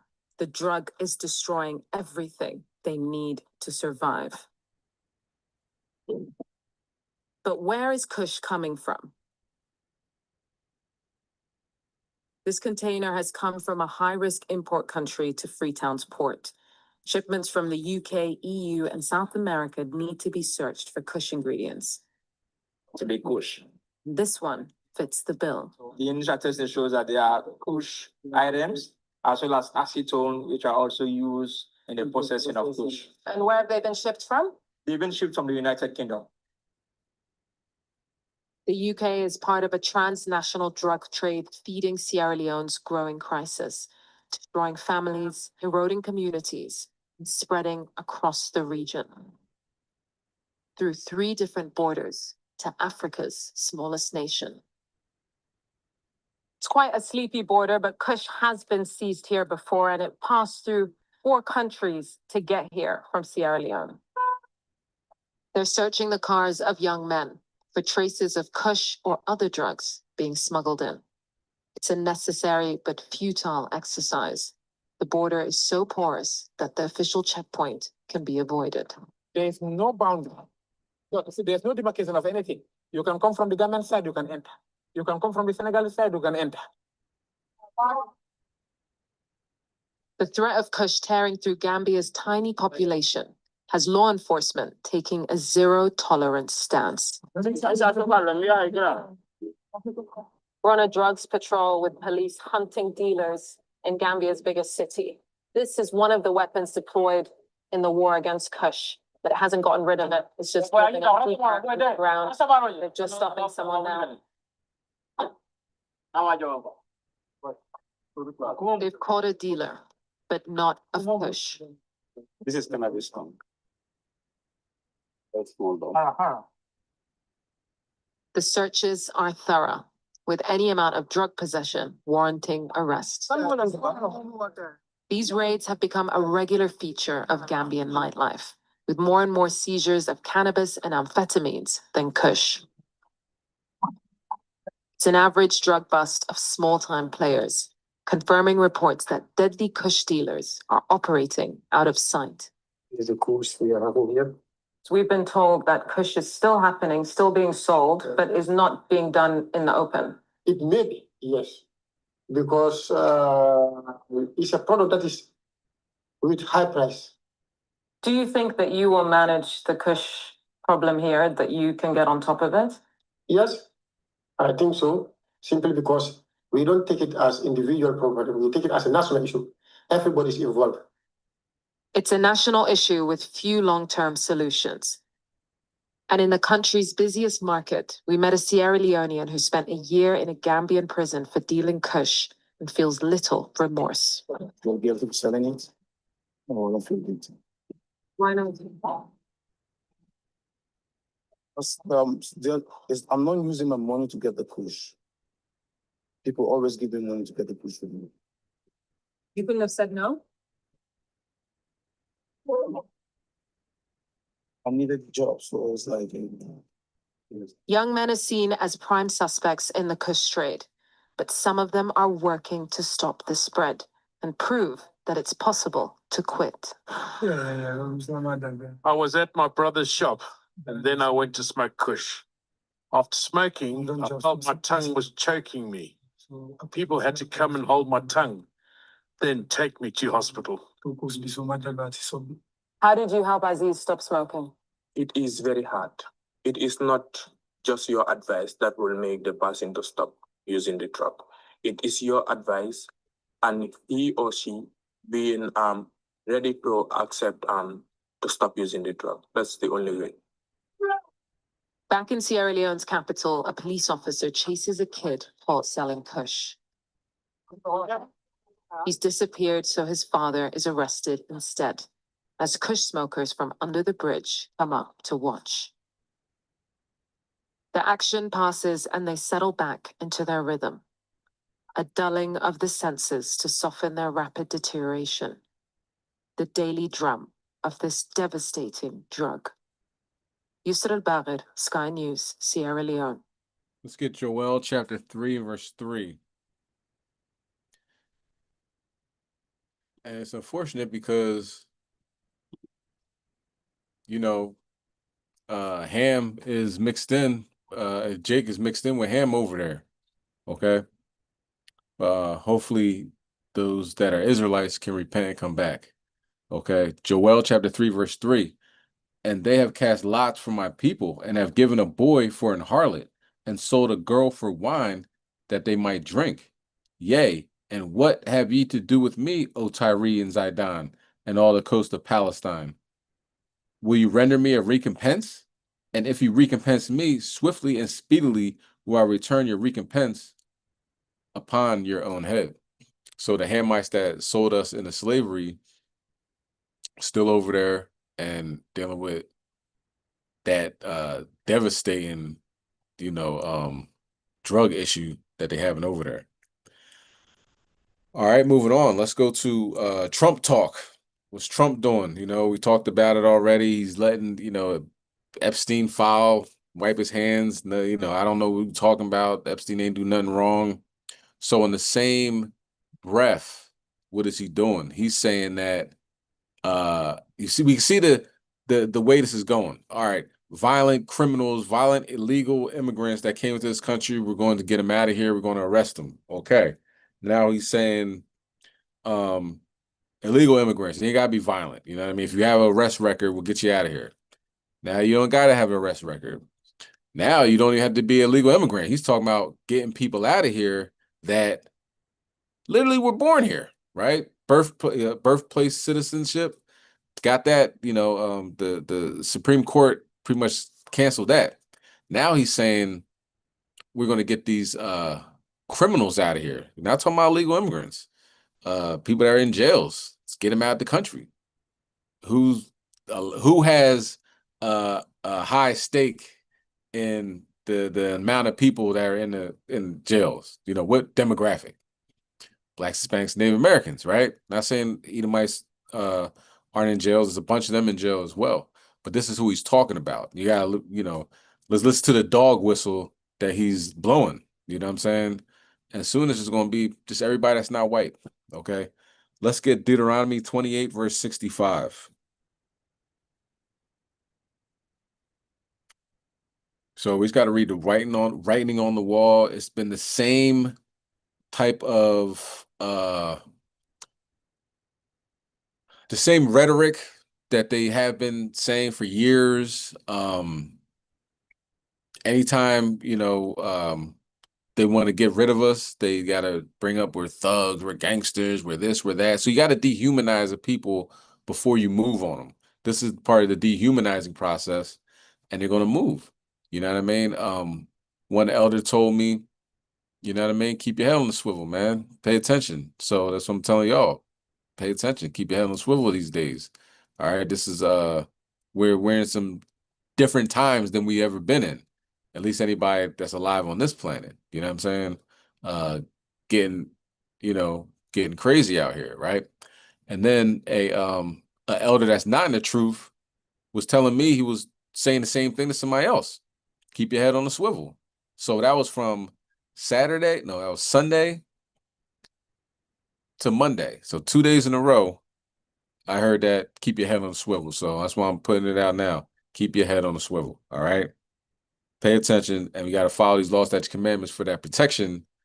Get these crazy crackers out of here. You know what I'm saying? Have the Most High take them out. Going down the river of the Guadalupe river. You know what I'm saying? Let's get Deuteronomy chapter 28, verse 65. And among these nations shall thou find no ease, neither shall the sole of thy foot have rest, but the Lord shall give thee there a trembling heart and failing eyes and sorrow of the mind. So we're still under the curses. As much as what's going on, the Most High is fighting for us. Keep in mind, we're still under the curses. So you can't forget that. That's why you got to keep your head on a swivel. All right. Let's also get Psalm chapter 141 and verse 9. But let's play this next video with Trump saying, man, I'm about to get everybody out of here. All y'all niggas got to go. Oh, wait, you know what? Slakia. That's, apparently I have, in different order than it's supposed to be. Give me 1 second.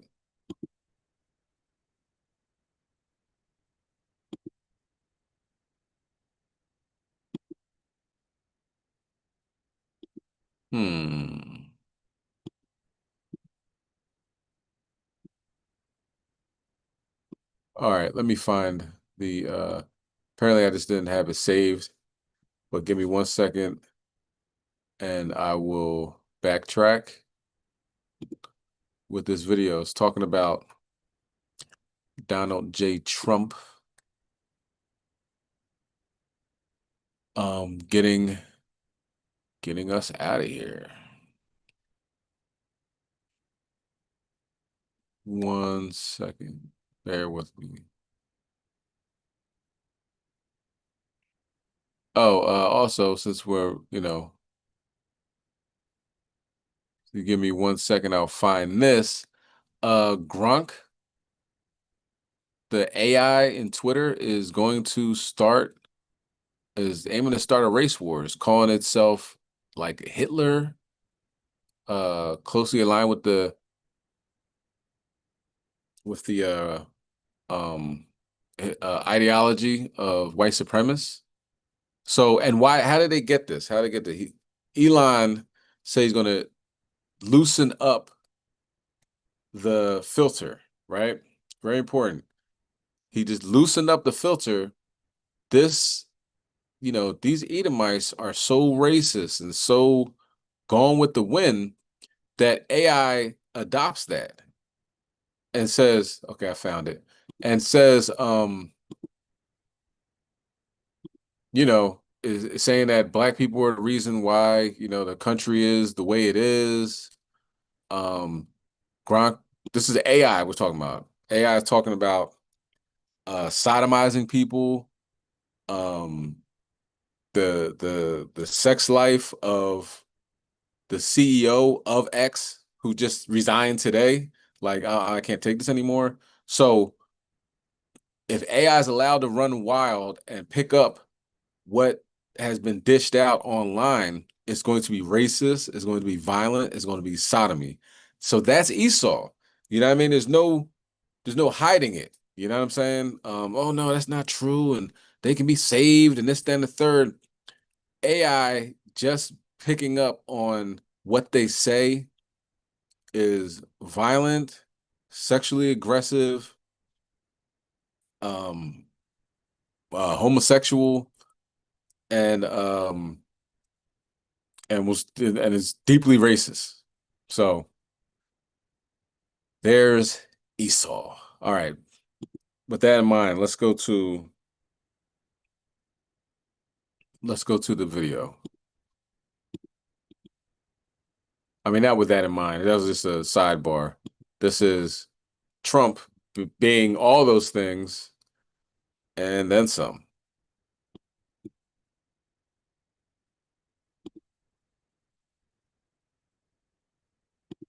The disastrous decision by the Supreme Court 4 days ago that allows the Trump administration to begin implementing a flatly odious and unconstitutional order on birthright citizenship.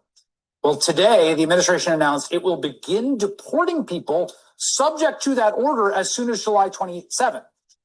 It's madness, but it is madness with a method, which is to deconstruct the foundational concept of what it is to be an American. A concept created in this country's second founding by the 14th Amendment and the victory of the Union, the Civil War. A belief that we are all Americans across all lines of difference, from race to religion to creed. They hate that. They're trying to destroy it. Sherrilyn Ifill is the founding director of the 14th Amendment Center for Law and Democracy at Howard University. She was previously president and director counsel for the NAACP Legal Defense Fund. She has a new piece out this week titled A Court Without the Range, the Reconstruction Court 2.0, and she joins me now. Sherrilyn, we are seeing a sustained attack on some of the foundational ideas of the Reconstruction Amendments. None more foundational, I think, than this question of who belongs and who's a citizen. What do you make of what we are seeing now that the Supreme Court has paved the way to begin some kind of patchwork implementation of this executive order? Thanks so much, Chris. This is a danger of the highest order, a danger to our republic as we know it. The conservatives on this court and conservatives in general have long pushed back against the promise and the power of the 14th Amendment to our Constitution, which was ratified in 1868 after the Civil War. The purpose of the 14th Amendment was to ensure that Black people, formerly enslaved and free, would be full citizens, but also was to reset our country and to center the principles of equality and justice in our country. And That's the project that they are pushing back against. They have decided to go for that first sentence of the 14th Amendment: all persons born or naturalized in the United States and subject to the jurisdiction thereof are citizens of the United States and of the state in which they reside, what we call birthright citizenship. Except it's very explicit. It's very explicit language in the Constitution. You can't pretend you don't know what they mean, anyone born here. And the framers of that amendment were very well aware that it would mean that the children of migrants, the children of non-citizen workers who were born here would also be citizens. Nevertheless, over the course of the last 15 years, we have heard many Republicans talk about ending birthright citizenship. And President Trump now has come up with a way, with the aid of the United States Supreme Court, to skirt around the plain language of the 14th Amendment to try and implement something that looks like a carve out from this most important and most vital constitutional protection. One of the things I think it's worth people getting their heads around, this is reporting in the New York Times, you know, immigrant rights groups in 22 states, all Democratic leadership, have sued over the citizenship order. 3 federal district courts vacated the policy.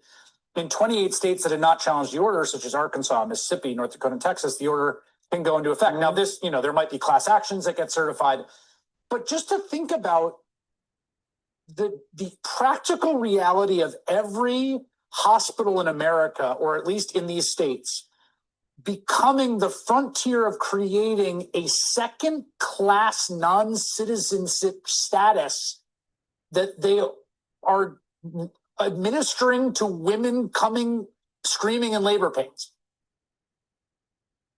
Remember, the core of our reset country through the 14th Amendment was that this is a country that has no caste. It has no levels of citizenship. But this is precisely what this administration is imagining. And it's happening, Chris, at a time when we are watching masked ICE agents roll up on people outside the Home Depot and wrestle them to the ground. And we're watching them, deport people and send people to third-party countries with which they have no connection.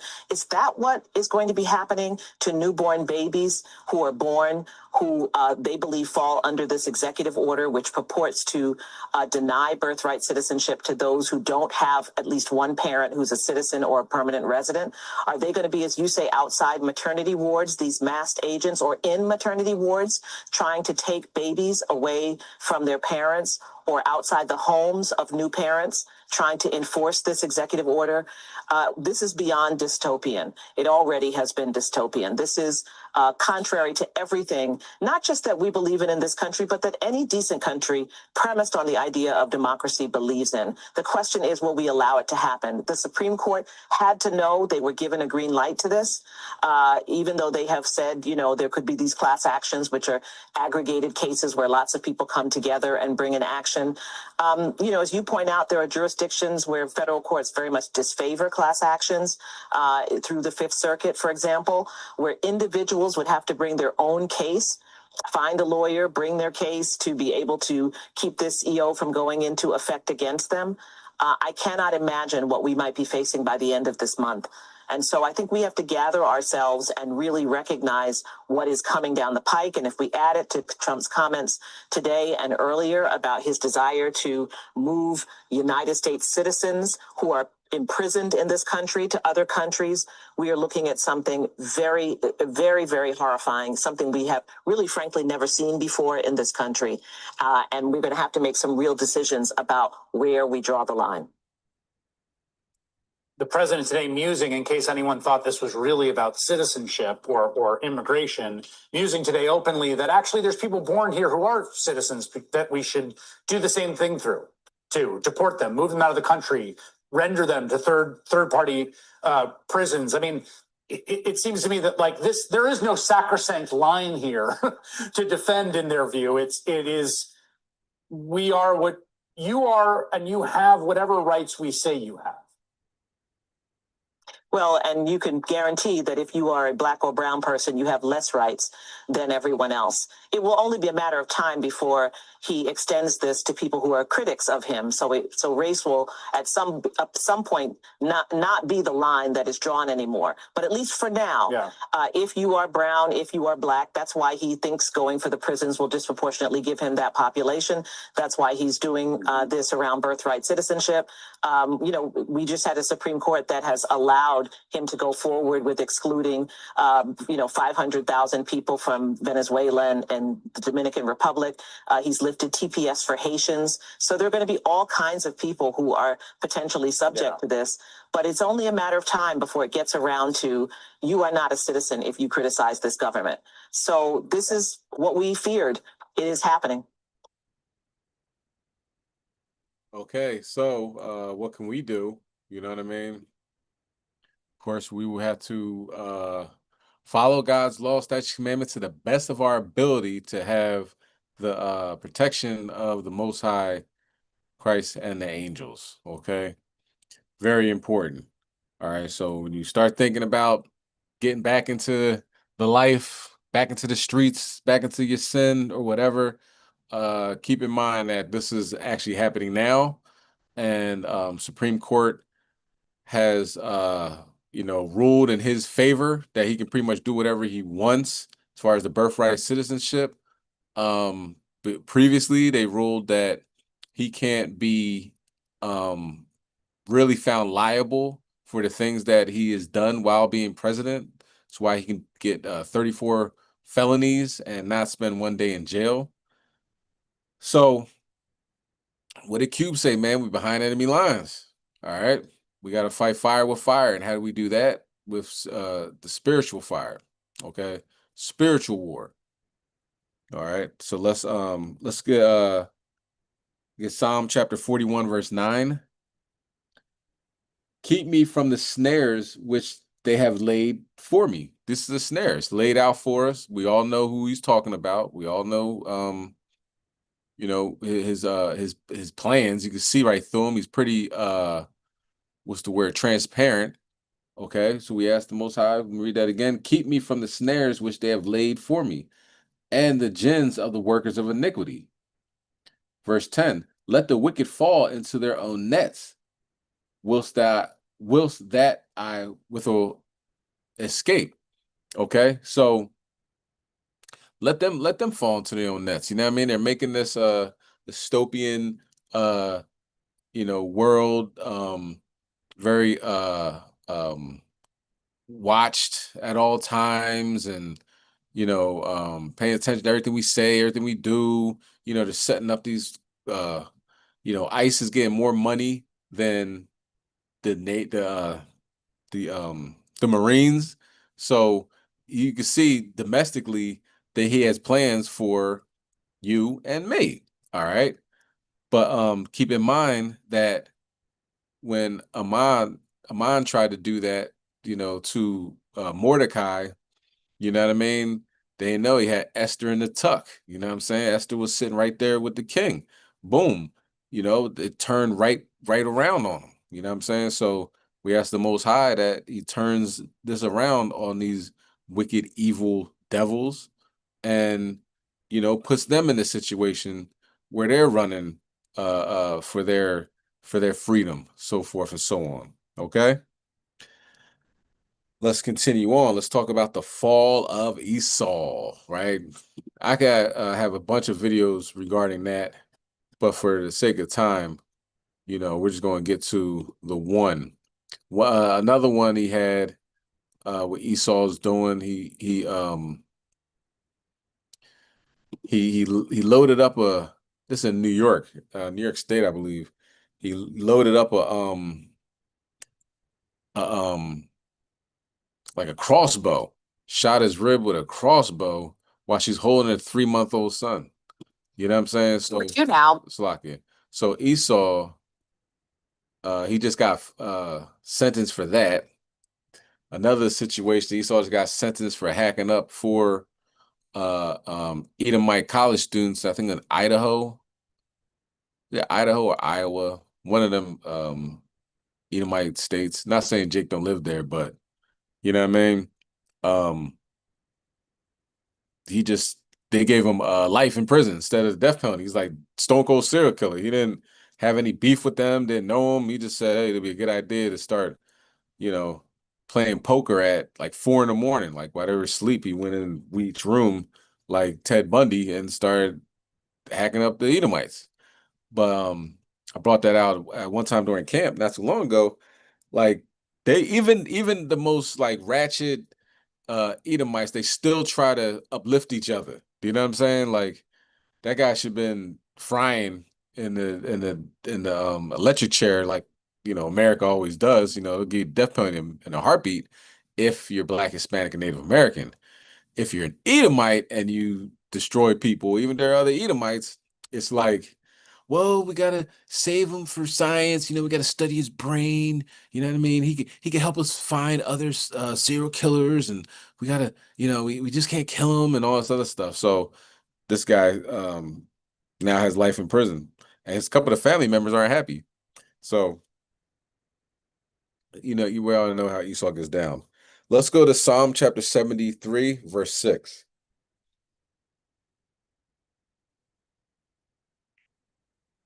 Let's look at this guy. This guy's gone, man. Show you this. Esau's in bad shape, man. Oh boy, it was like his mom's boyfriend. He beat him up, poured bleach in his wounds, left him for dead, stole the child. He had so many felonies, kidnapping, stole the car. You know what I mean? Attempted murder. Esau's a thug, man. Number 2 now, a teenager is in jail accused of beating a man, stuffing a plunger in his mouth, pouring bleach on him, and kidnapping his child. Knoxville police say Charles Kaufman went to a home on Mercer Street near Baxter Sunday morning. Officers responded after someone called, worried that Kaufman may have killed the man and kidnapped a 3-year-old child. Officers found... Look at that guy. Sorry, everybody on Clubhouse can't see him, but he looks gone. You know what I'm saying? You see him walking down the street, you be like, if you would have pulled out a pistol and shot him first, he'd probably get off. Like, yeah, he does look pretty demonic.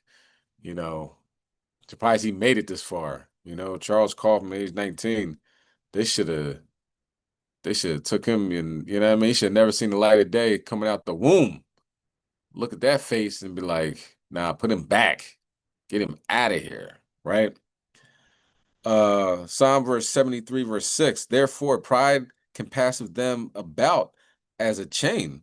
Violence cover him as a garment. Like, you can't do things like that, Charles. You can't hit people in the head, give him a head injury that almost kills him. Stick a plunger in his mouth. Who does that?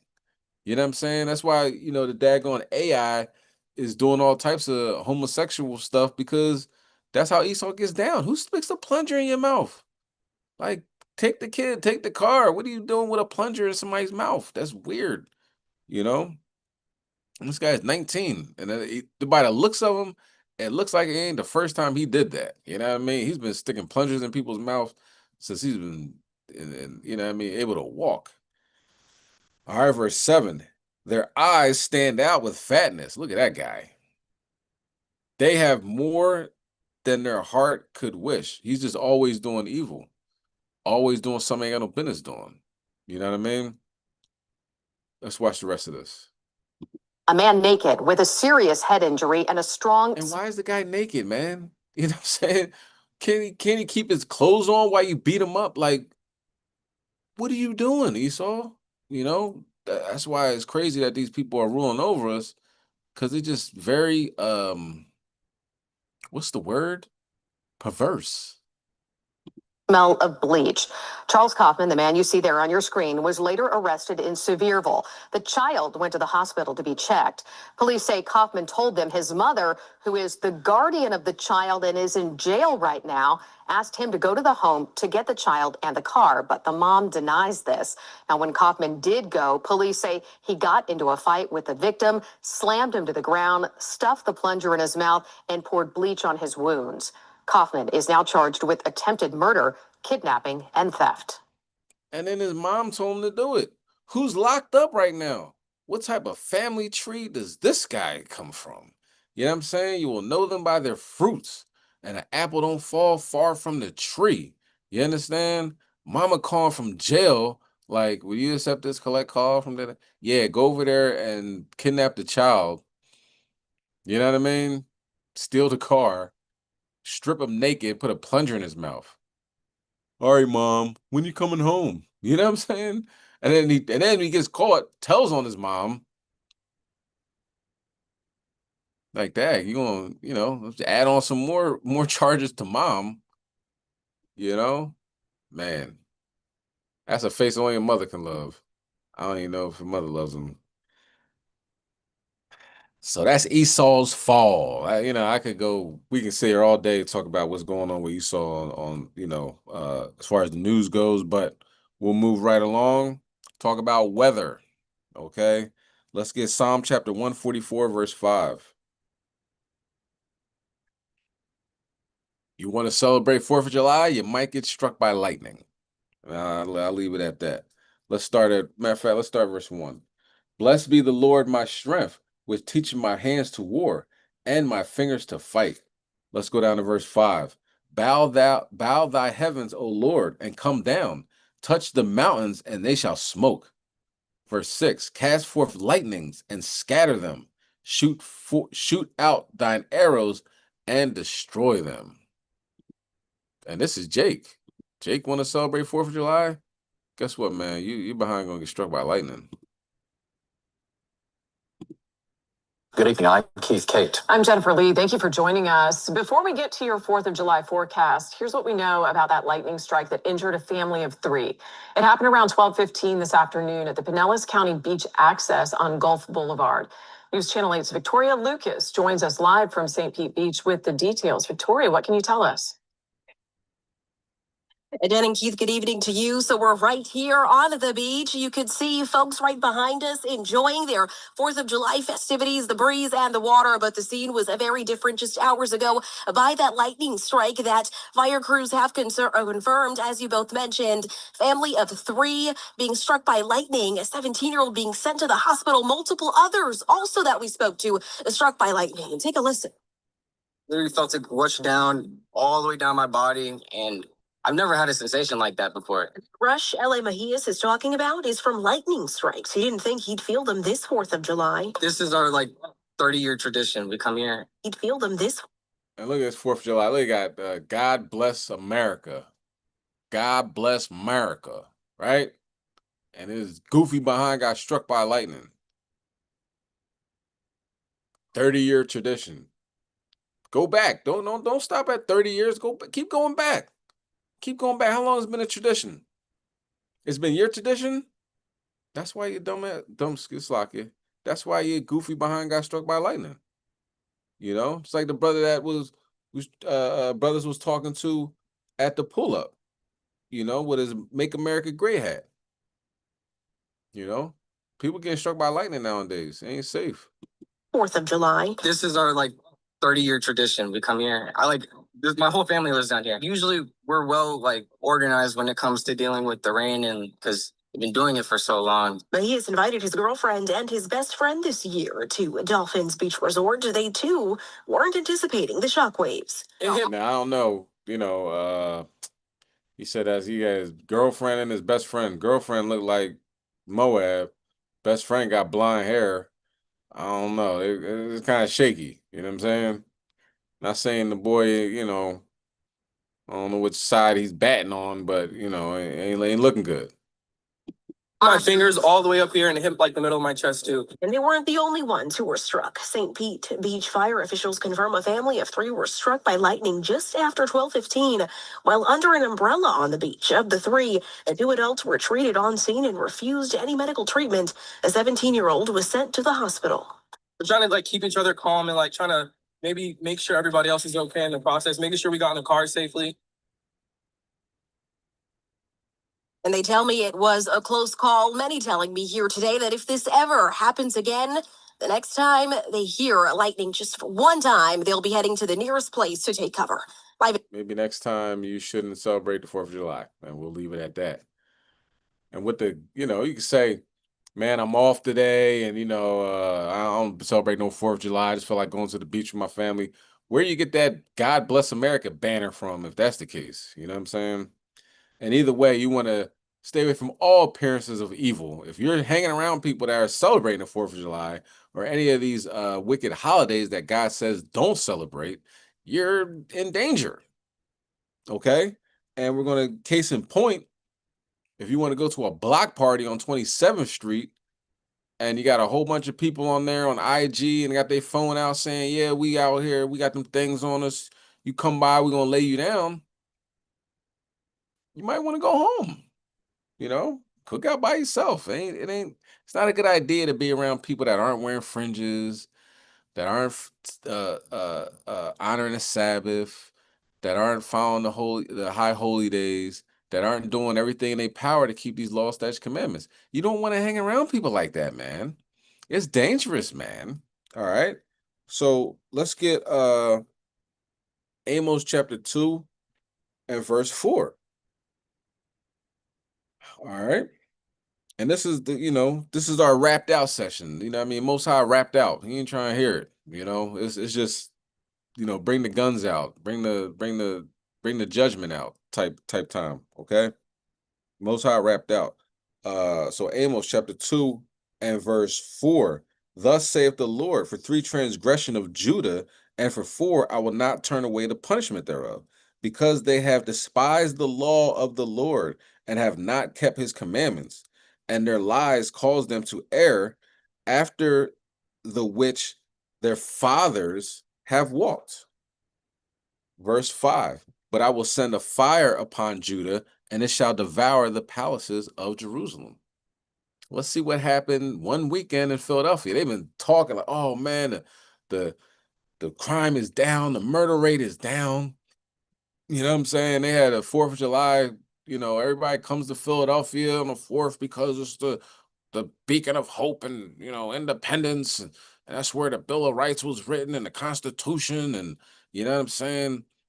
So we go to the 4th of July and they have the 4th of July Welcome America party where it's a concert and everything. LL Cool J said, I ain't going. Y'all can't even pay your sanitation workers. You know what I'm saying? Jasmine Sullivan, she's from Philadelphia. She said, I ain't going either. But the mayor, first black mayor, damn embarrassment, man. You know what I'm saying? She's so corporate, like one of our other mayors, Mayor Nutter, he was very corporate. He was stopping and frisking everybody, and I can't stand these niggas. He terrible, right? So as soon as he left, just like Obama, as soon as he left, you got a job lined up. They reward you. You know what I mean? You talk bad about your people, you give them less, then you get rewarded. As soon as you come out, you got a job. Nutter went to Columbia University. He was on MSNBC as a contributor. One of the police commissioners, Ramsey, he was a contributor on MSNBC. If they could immediately get those type of jobs as soon as they leave out of like the government and they go to the private sector, then they've been playing the game. They know exactly what they was doing and they get rewarded for it. And she is on that same type time. I can't even tell her name. Cheryl Parker, you know what I'm saying? Terrible. But right now she's not paying the right now I believe they did get a tentative agreement for the sanitation workers, you know what I mean? And it's trash all over the city, man. It's in parks, it's on the sidewalk, it's just trash, you know what I'm saying? So the rats are loving it, The mice are loving it. The roaches are loving it. You know what I mean? You're going to have raccoons and possums coming out, walking the streets, eating in the trash. So, yeah. And then on top of that, a bunch of guns came out this weekend. Okay? Because guess what? We are not supposed to be celebrating these holidays. People go from Juneteenth to July 4th. That is mental illness. And this is a result of it. Now to the recent uptick in violence across the city of Philadelphia. Police have responded to dozens of shootings just in the last week. And tonight we are hearing from Police Commissioner Kevin Bethel on the uptick. Action News reporter Walter Perez live for us at police headquarters with the story and more on what the commissioner has to say. Walter. That's right, Sherry. Commissioner Bethel telling Action News that while there is reason for optimism about crime rates in the city, what happened this past weekend serves as a stark reminder that the work is far from finished. This Ring camera video captures the conclusion to a very violent weekend across Philadelphia. The shocking video was recorded before 1 a.m. on Monday in Grays Ferry. This mass shooting alone ended with 3 young people killed and 10 more injured. Police Commissioner Kevin Bethel says what he saw in that video makes his blood boil. You have an individual with a gun with a switch that can't even control him and got his eyes closed. I mean, those are some of the challenges that we're facing when we see this type of weaponry on the street. Investigators responded to 19 different shootings between this past Friday night and early Monday morning. In total, 46 people were shot. 6 people were killed. Bethel says his department is preparing to deal with spikes in crime during these dog days of summer. July is a tough month for us. I mean, historically, as we get into the warmer months, we're going to see an increase in our violence activity, particularly around shootings. Mazie Kasher, executive director of the anti-violence organization called Philly Truce, says part of the solution is encouraging more people from minority communities to report what they know about any suspicious activity or criminal activity in their neighborhoods. Snitching is something that criminals do, and criminals are punished for. Now, if you're not a criminal, how are you snitching? We're not in cahoots. We're not co-defendants. We're citizens. Commissioner Bethel adds that the only silver lining to this story is that overall crime rates across the city are going down. We have come a long way from 2022, and we're down on homicides almost 60% over 3 years ago. And so we're still trending in the right direction. Now, in line with the commissioner's comments, last year's homicide rate was the lowest in 10 years, and this year, so far, is on pace to tally even lower. Reporting live from police headquarters, Walter Perez, Channel 6. It's so sad. You know what I'm saying? It's really sad. I'm not laughing. It's sad because, I'm laughing because it's like, yo, only 200 people got killed this year. No, that's not normal. Do you know what I'm saying? Like, oh, we're doing pretty good. No, we're not. There's still people getting shot out here. And it's people that aren't dying. They're saying, look, the homicide rate. You know what I'm saying? Like, only 200 people died. Yeah, but like 2,000 people got shot. Just got really good doctors. You know what I mean? It's like the same doctors that work in Philadelphia go to war zones in Syria and like Iraq. You know what I'm saying? And take out bullets there. They're good at what they do. They keep people alive. You know what I mean? For the most part, depending on where you get hit. But when you go to other cities and they're like, yeah, we had a really bad year. 40 people got killed this year. They're like, 40 people? Damn, we got 40 people a month, sometimes. But of course, as it's trending lower, it end up getting increased, right? During what? July 4th weekend. Everybody's cooking out, having a good time, drinking wine, doing what the Most High says not to do. You know what I mean? You celebrating your enemy independence. Your ass was a slave, Neo, back in 1776. You ain't get a taste of freedom to the 1860s, right? Even then, they didn't even tell you were free. You had to find out, oh, we free? Oh, I didn't know that. Okay. We're at in Texas, same place where the Most High parked that storm above that state. You know what I'm saying? And even after that, out of the frying pan into the fire. Now you got Jim Crow, you're getting lynched all the time. Black codes, mass incarceration, drug wars. And you know what I mean? Here we are. We right in the middle of it. So free, they say free-ish. Juneteenth, you were free-ish. Anyway. Okay, a couple more stories. All right, we're gonna get into the health segment. Definitely had to leave on a positive note as far as health goes. One thing that we should be doing is improving our health. I read some meme talking about you better learn how to eat healthy and work out now because all the doctors that are graduating is using ChatGPT.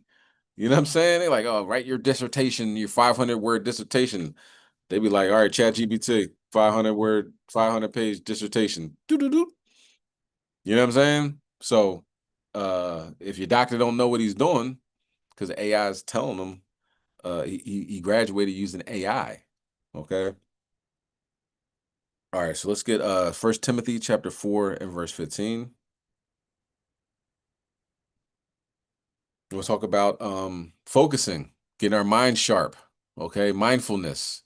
You reading the scriptures, you're in the middle of reading and you get a notification, you look at your phone, you look back up, it's been 2 hours later, you've been scrolling on Instagram and Facebook, you're like, dang, I was supposed to read today.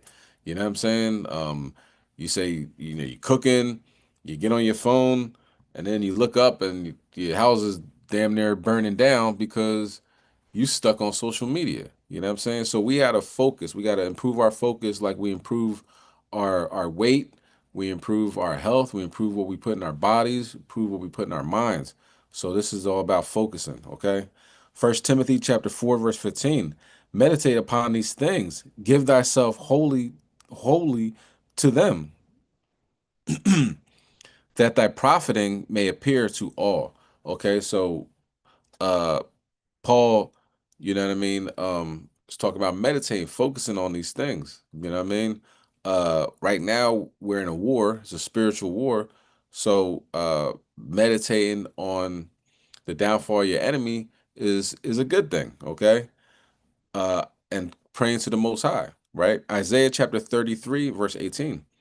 Asking the Most High to avenge of all this pain and frustration and oppression that we go through. Okay, think about this. Brothers was doing that on July 4th weekend, right? On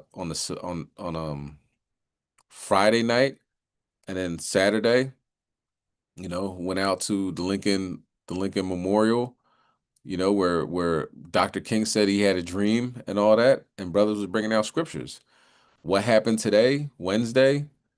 I don't know the tally, but there was a tornado warning in Washington, D.C. So what does that tell me? God's listening. All right. Isaiah chapter 33, verse 18. Thine heart shall meditate terror. Where is the scribe? Where is the receiver? Where is he that counted the towers? Let's watch this next video about how to focus and the positive results of being mindful.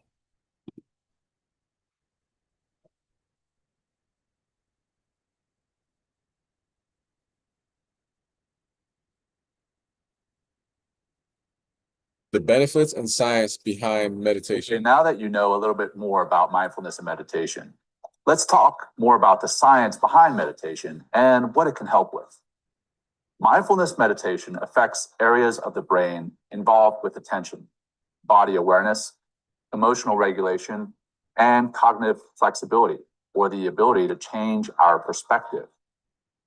It is thought that through mindfulness meditation, some of our habitual thinking patterns or stories that we tell ourselves can be appreciated, interrupted, and reframed. This starts with attention and awareness to the thoughts, emotions, and physical sensations that are occurring in our body. Through mindfulness training, we learn to recognize how we are feeling and thus better understand the sensations in our body, which allows us to respond rather than react to the events in our lives. Research shows us that this practice of sustained attention with mindfulness improves our ability to focus, remain alert, and shift our attention based on our priorities. Mindfulness meditation is also known to lower our reactivity to stressors by downregulating activity in an area of our brain called the amygdala. The amygdala is a group of brain cells involved in processing emotions, especially negative ones, that can often be overreactive in people with anxiety. This part of the brain is regulated by another part of the brain called the prefrontal cortex. This part of our brain is responsible for rational thought, or executive function. Mindfulness can help train the prefrontal cortex to better regulate our amygdala and therefore decrease the intensity of our stress reactions, again, helping us to respond rather than react. Scientific literature also suggests that mindfulness meditation can affect the autonomic nervous system, which controls functions such as heart rate and blood pressure. This system has two branches, the sympathetic nervous system, which when stimulated produces our fight, flight, or freeze reactions, and the parasympathetic nervous system, which controls our rest and digest functions. Mind-body practices have been found to decrease the activity of our sympathetic nervous system and therefore increase the tone of our parasympathetic nervous system, which lowers our heart rate, blood pressure, feelings of stress or anxiety, and risk for cardiovascular disease. How do I get started? Now, I know what you're thinking. This is all great, but how do I start and develop my own mindfulness and meditation routine? Getting started is key. To get started, I recommend you start simple, short, by doing some simple breathing exercises that last no longer than 1 to 5 minutes. Focus on the physical sensation of breathing, noticing where the air is entering your body and how it feels there, and then noticing where the air leaves the body and how it feels there. Notice the physical sensations associated with each breath in and each breath out. Notice the expansion of your lungs, chest, and belly breathing in, and the reverse, breathing out. Do this several times throughout the day to start building a habit. Now, it's easy to forget to do that. So a common strategy for building a habit is to anchor it to another part of your daily routine. This could mean that after you brush your teeth each day, you set aside 2 to 5 minutes for meditation practice or a simple breathing exercise. For parents with children at home, it can be helpful to meditate for a few minutes in the driveway before entering your home to clear away the stress of the day before re-engaging with your children. Others have found that a meditation before leaving bed in the morning can help to start the day on a calm foot, or that a pre-bed meditation session can help them de-stress before heading to sleep. It can be hard to add a new element to your routine, so try integrating a mindful minute or two to something you're already doing. I hope this has been helpful.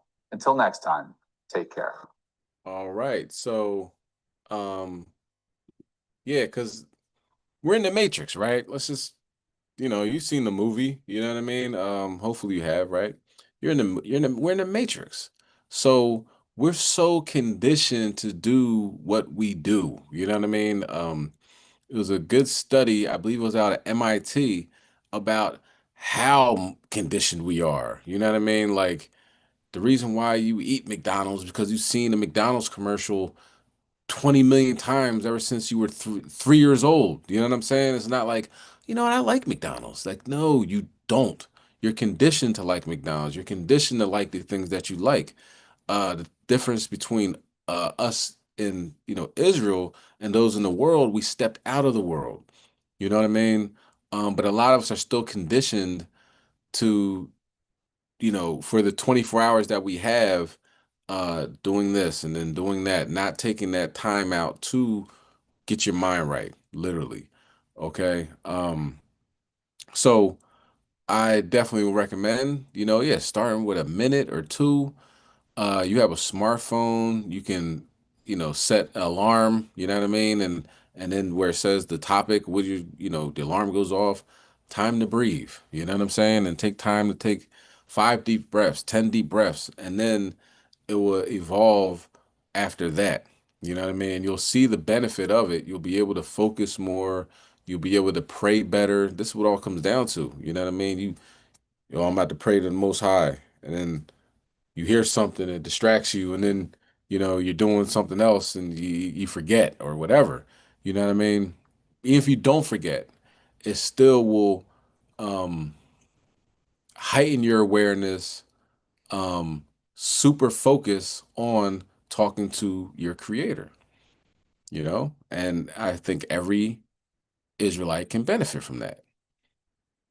And you know when you get into um that space, you know what I mean? You get into that space, you're there, and you know that, if you found the law, statutes, commandments, your prayers are piercing the clouds. Okay.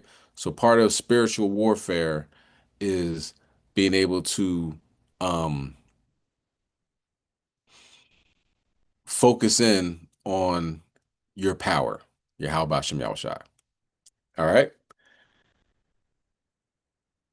Let's go. All right. Now we have sports and entertainment. Okay. Sports and entertainment section. We're going to talk about Cardi B again. Why? Why are we talking about Cardi B again? Because she's in the news, Our women love her. She got the WAP, she got the red bottoms. She don't want to, she don't want to choose. You know what I'm saying? And she left her husband, uh, and she said out of her own mouth, because these rap fill in the blanks, these rap female dogs were able to use her relationship against her in these battles or whatever. So having a family with him, laying down with him and having a family, she decides, I don't need him anymore. I'm going to this guy. And this guy, they said it was worse than that guy. You know what I mean? And now it's gotten super ugly. All right, let's go to Isaiah chapter 3 and verse 24. So making good decisions is crucial, women. All right. And if you make bad decisions, that don't mean that there's bad men out there. I mean, we all know there's bad men out there, right? Not every man is a bad man. There's not a whole, uh, you know, there's a large amount of bad men out there, but that don't mean you got to sleep with them. That don't mean you got to date them, okay? And that's important in the courting process as an Israelite, finding out who you're going to be with. You know what I'm saying? If this person has flaws that you don't see yourself with, that's why we're courting, right? If you're sleeping with this person and that person, you got many husbands. That's not a good idea, okay? As you can see in this situation, it went from, oh, they're so happy, look at them, they get along so well, to racing all their pictures off Instagram. All right, let's watch the video. I ain't gonna watch the whole thing. I know you're like, I don't want to hear about these people, but for edification purposes only. So I guess Cardi B's new boyfriend broke up with her and claims that her BBL stinks. When Cardi B finally broke up with Offset, many of Cardi B's fans were so excited. It was a sad story, and Cardi B was being abused, she was being cheated on, and she was being manipulated by the big wolf Offset. But like a Tyler Perry movie, she found a person that was going to change her life. No longer would she be dealing with dusty-ass Offset who had bad gambling problems. She was going into the arms of an NFL athlete who was rich, successful, and according to many Cardi B's fans, good-looking. And he was going to be the guy to change everything for her. I'm not gonna lie, y'all can hate on Cardi and Stephon Diggs all y'all want, but at the end of the day, the proof is in the pudding, baby. And that goes for many things. The difference between a boy and a man, the difference between the way a woman acts when she's with a boy and a man, the difference between a man loving the woman for her and a man loving the woman for the idea of her. Like, I feel like Cardi B with Offset was Cardi B. Cardi B with Stephon Diggs is Belcalis, like two different versions of her. And it's crazy because everybody can say that Stephon Diggs love bombing Cardi B. And to be honest, if he is, she ain't dumb. One thing about Cardi, she's not dumb. I feel like she only put up with as much as she did from Offset because of the kids and the marriage. Without that, I think she would have been gone. But y'all know Cardi is real big on loyalty. You can literally look at Cardi between the two and tell the difference. Like, with Offset, the way she dressed, the way she talked, the way she acted, and I think that it was honestly genuinely a reflection of her and her relationship, the way she was being treated by him. Stefan is totally different, and like I said, not only in the way of how he's treating her, how she dresses, how she's been carrying herself, how she's been talking. Like it's two different forms of her, like same person but different people. Her fans were even saying, listen, you see how she's changing, she's glowing, and you know how women will be like, oh my God, I'm so happy for her. We love to see it. Boy, y'all sit your stupid ass down. Who the f you think you is? Let's even get into some of the comments. Look at this. Andrea Babb says, you are so right. Christine was like, literally, she's so soft and feminine with Stefan. When she was with Offset, she was always in fight or flight mode, all gangster, always on edge. But now it's like she can finally breathe. If Stefan really turns out to be her Prince Charming, they could last a long time. And honestly, she might be the one to finally tame him. I love that for her. Yeah, okay. So as you can see, her fans were just like so happy for her. But not everybody was sold on Offset. Nothing about that is a win. Nothing about that is like a dig to Offset the way you think it is. It is, but it ain't. Like, could he be somewhere in his feelings? Possibly. But at the end of the day, she has not upgraded because Stefan Diggs, as far as his character goes, is not a better man. Uh-oh. Some folks didn't think that Stefan Diggs was an upgrade. He just really wasn't a better man. Then DG Academics caught a lot of slack for predicting this. Like, I hate to even say it, bro. Yo, let's see from a year from now, Stefan Diggs and Cardi B. Cardi B got 3 children, bro. When niggas get with single moms, bro, niggas be in there like Six Flags, man.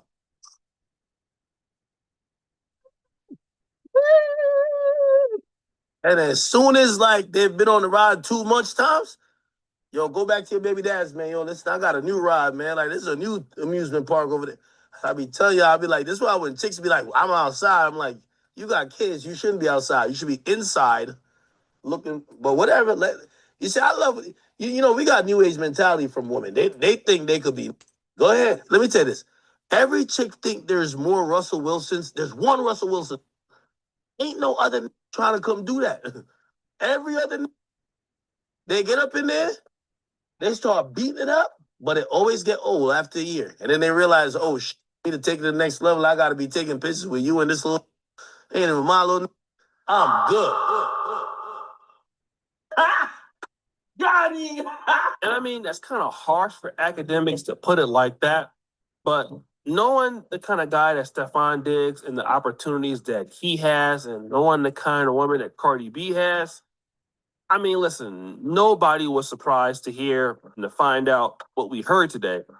And we saw a few hours ago that Cardi B deleted all of Stefan Diggs' photos from Instagram. And now fans are speculating they've broken up. And it's all over social media.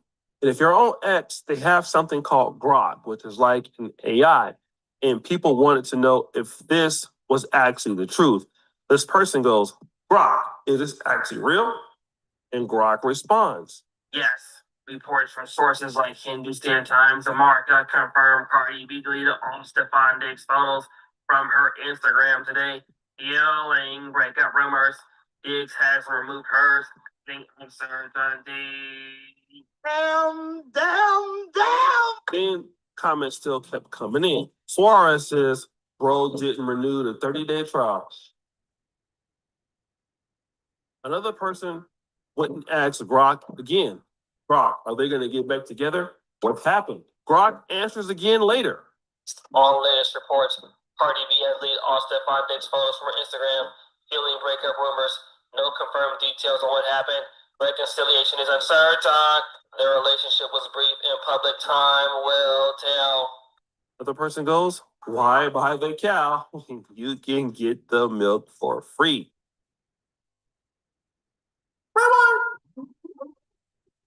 But guys, this speculation of Stefan Diggs and Cardi B breaking up, it's tied to a rumor that happened not so long ago with a young lady on TikTok by the name. All right. So anyway,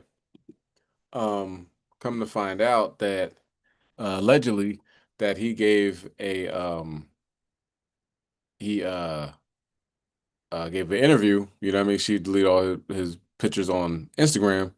She did a interview, or he did an interview rather, and he said like she smells bad. You know what I mean? Like the BBL that she has stinks. So let's get that. Isaiah chapter 3, verse 24. And it shall come to pass that instead of sweet smell, there shall be stink. And instead of a girdle, a rent. And instead of well set hair, baldness. And instead of a stomacher, a girdle, what's it? Hold on. Slocky. I can't read my own handwriting.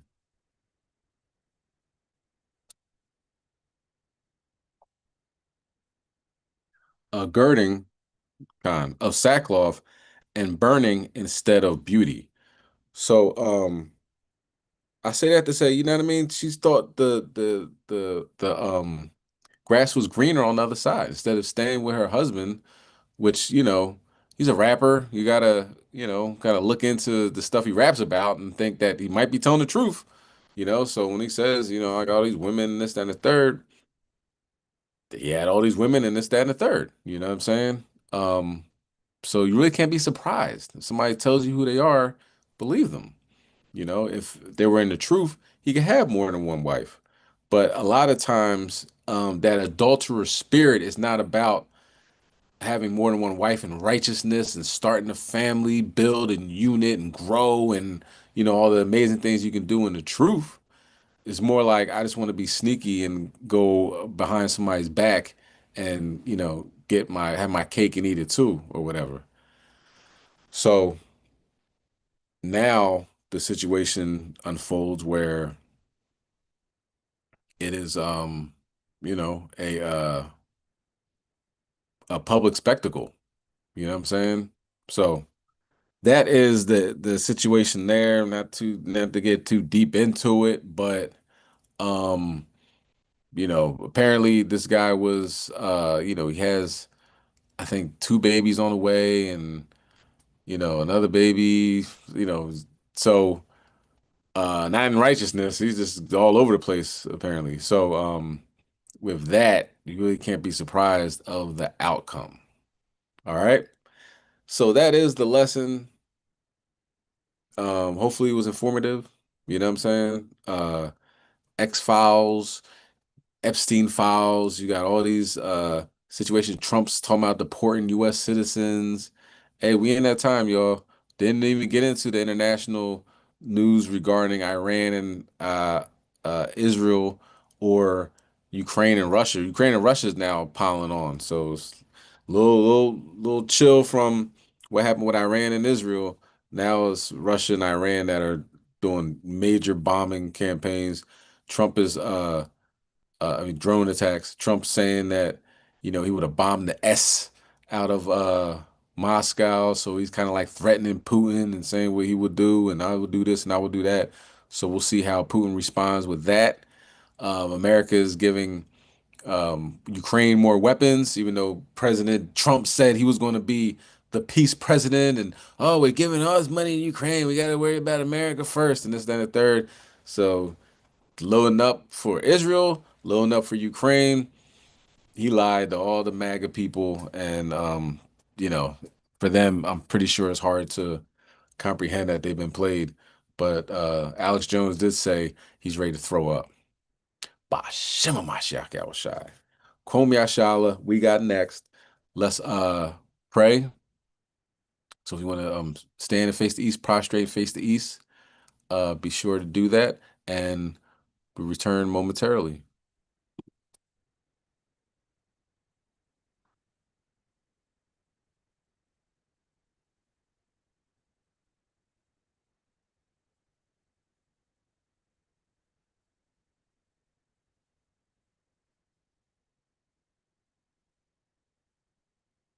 All right, this is the Lord's Prayer in Paleo Hebrew. Abanawa, Shabbat Shemayim, Kodash, Ayah, Shemka, Yahweh, Malachbaka, Daba'a, Ratazaka, Ayah, Aisha, Barataza, Kawa, Aya, Bashamayim, Nadananawa, Lacham, Kau, Yawam, Wasalaf Nawa, Kabawaf Nawa, Kasalaf Nawa, Kabawaf Yanawa, Wala'a, Dami Nawa, Banasai one, Abo, Hawashai Nawa, Mayan, Rai, Kaya, Laka, Hamalakwaf, Wa'ala, Watapalaraf, Lawalumnium, Aman. This is the book of Matthew, chapter 6, verse 9. After this manner, therefore pray ye, Our Father, which art in heaven, hallowed be thy name. Thy kingdom come, thy will be done, in earth as it is in heaven. Give us this day our daily bread, and forgive us our debts, as we forgive our debtors. And lead us not into temptation, but deliver us from evil. For thine is the kingdom, and the power, and the glory forever. Amen. Lord Yahweh, Ba'Shem Mashiach Yahushua, we come to you humble and shamefaced in these last days, seeing all the magnificent things that are happening across the nation and across the world. Please continue to give judgment to the wicked on the planet and uplift those that aim to be righteous and follow your law, statutes, commandments, and do your will. Please continue to protect and watch over those that aim to be righteous and to do your will. Please, Baba Kashaw, hear their prayers, hear their cries, witness their frustration of this amount of oppression that we face on a daily basis. Recompense, Lord. You said, vengeance is yours. Provide swift judgment to the people that come up against your chosen, those that aim to do your will and to be righteous, following the laws, statutes, commandments that you have written in the Bible, that you have your prophets wrote in the Bible. Give swift destruction to the kings of the earth, Netanyahu, Trump, Zelensky, all these wicked men that are in power. Uplift those in Israel to their rightful place on the planet. Baba Kashaw, make haste to send back your son, Yahushua.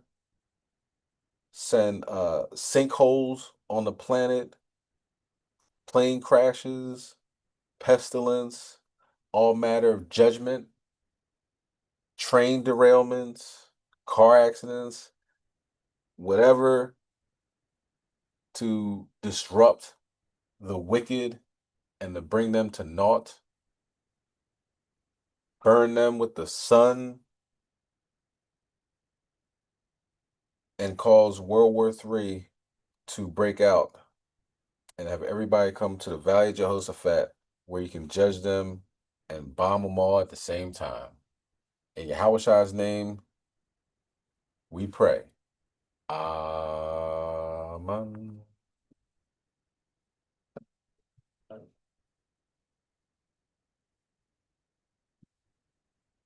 Khan, all right. Hopefully this, like I said, was edifying.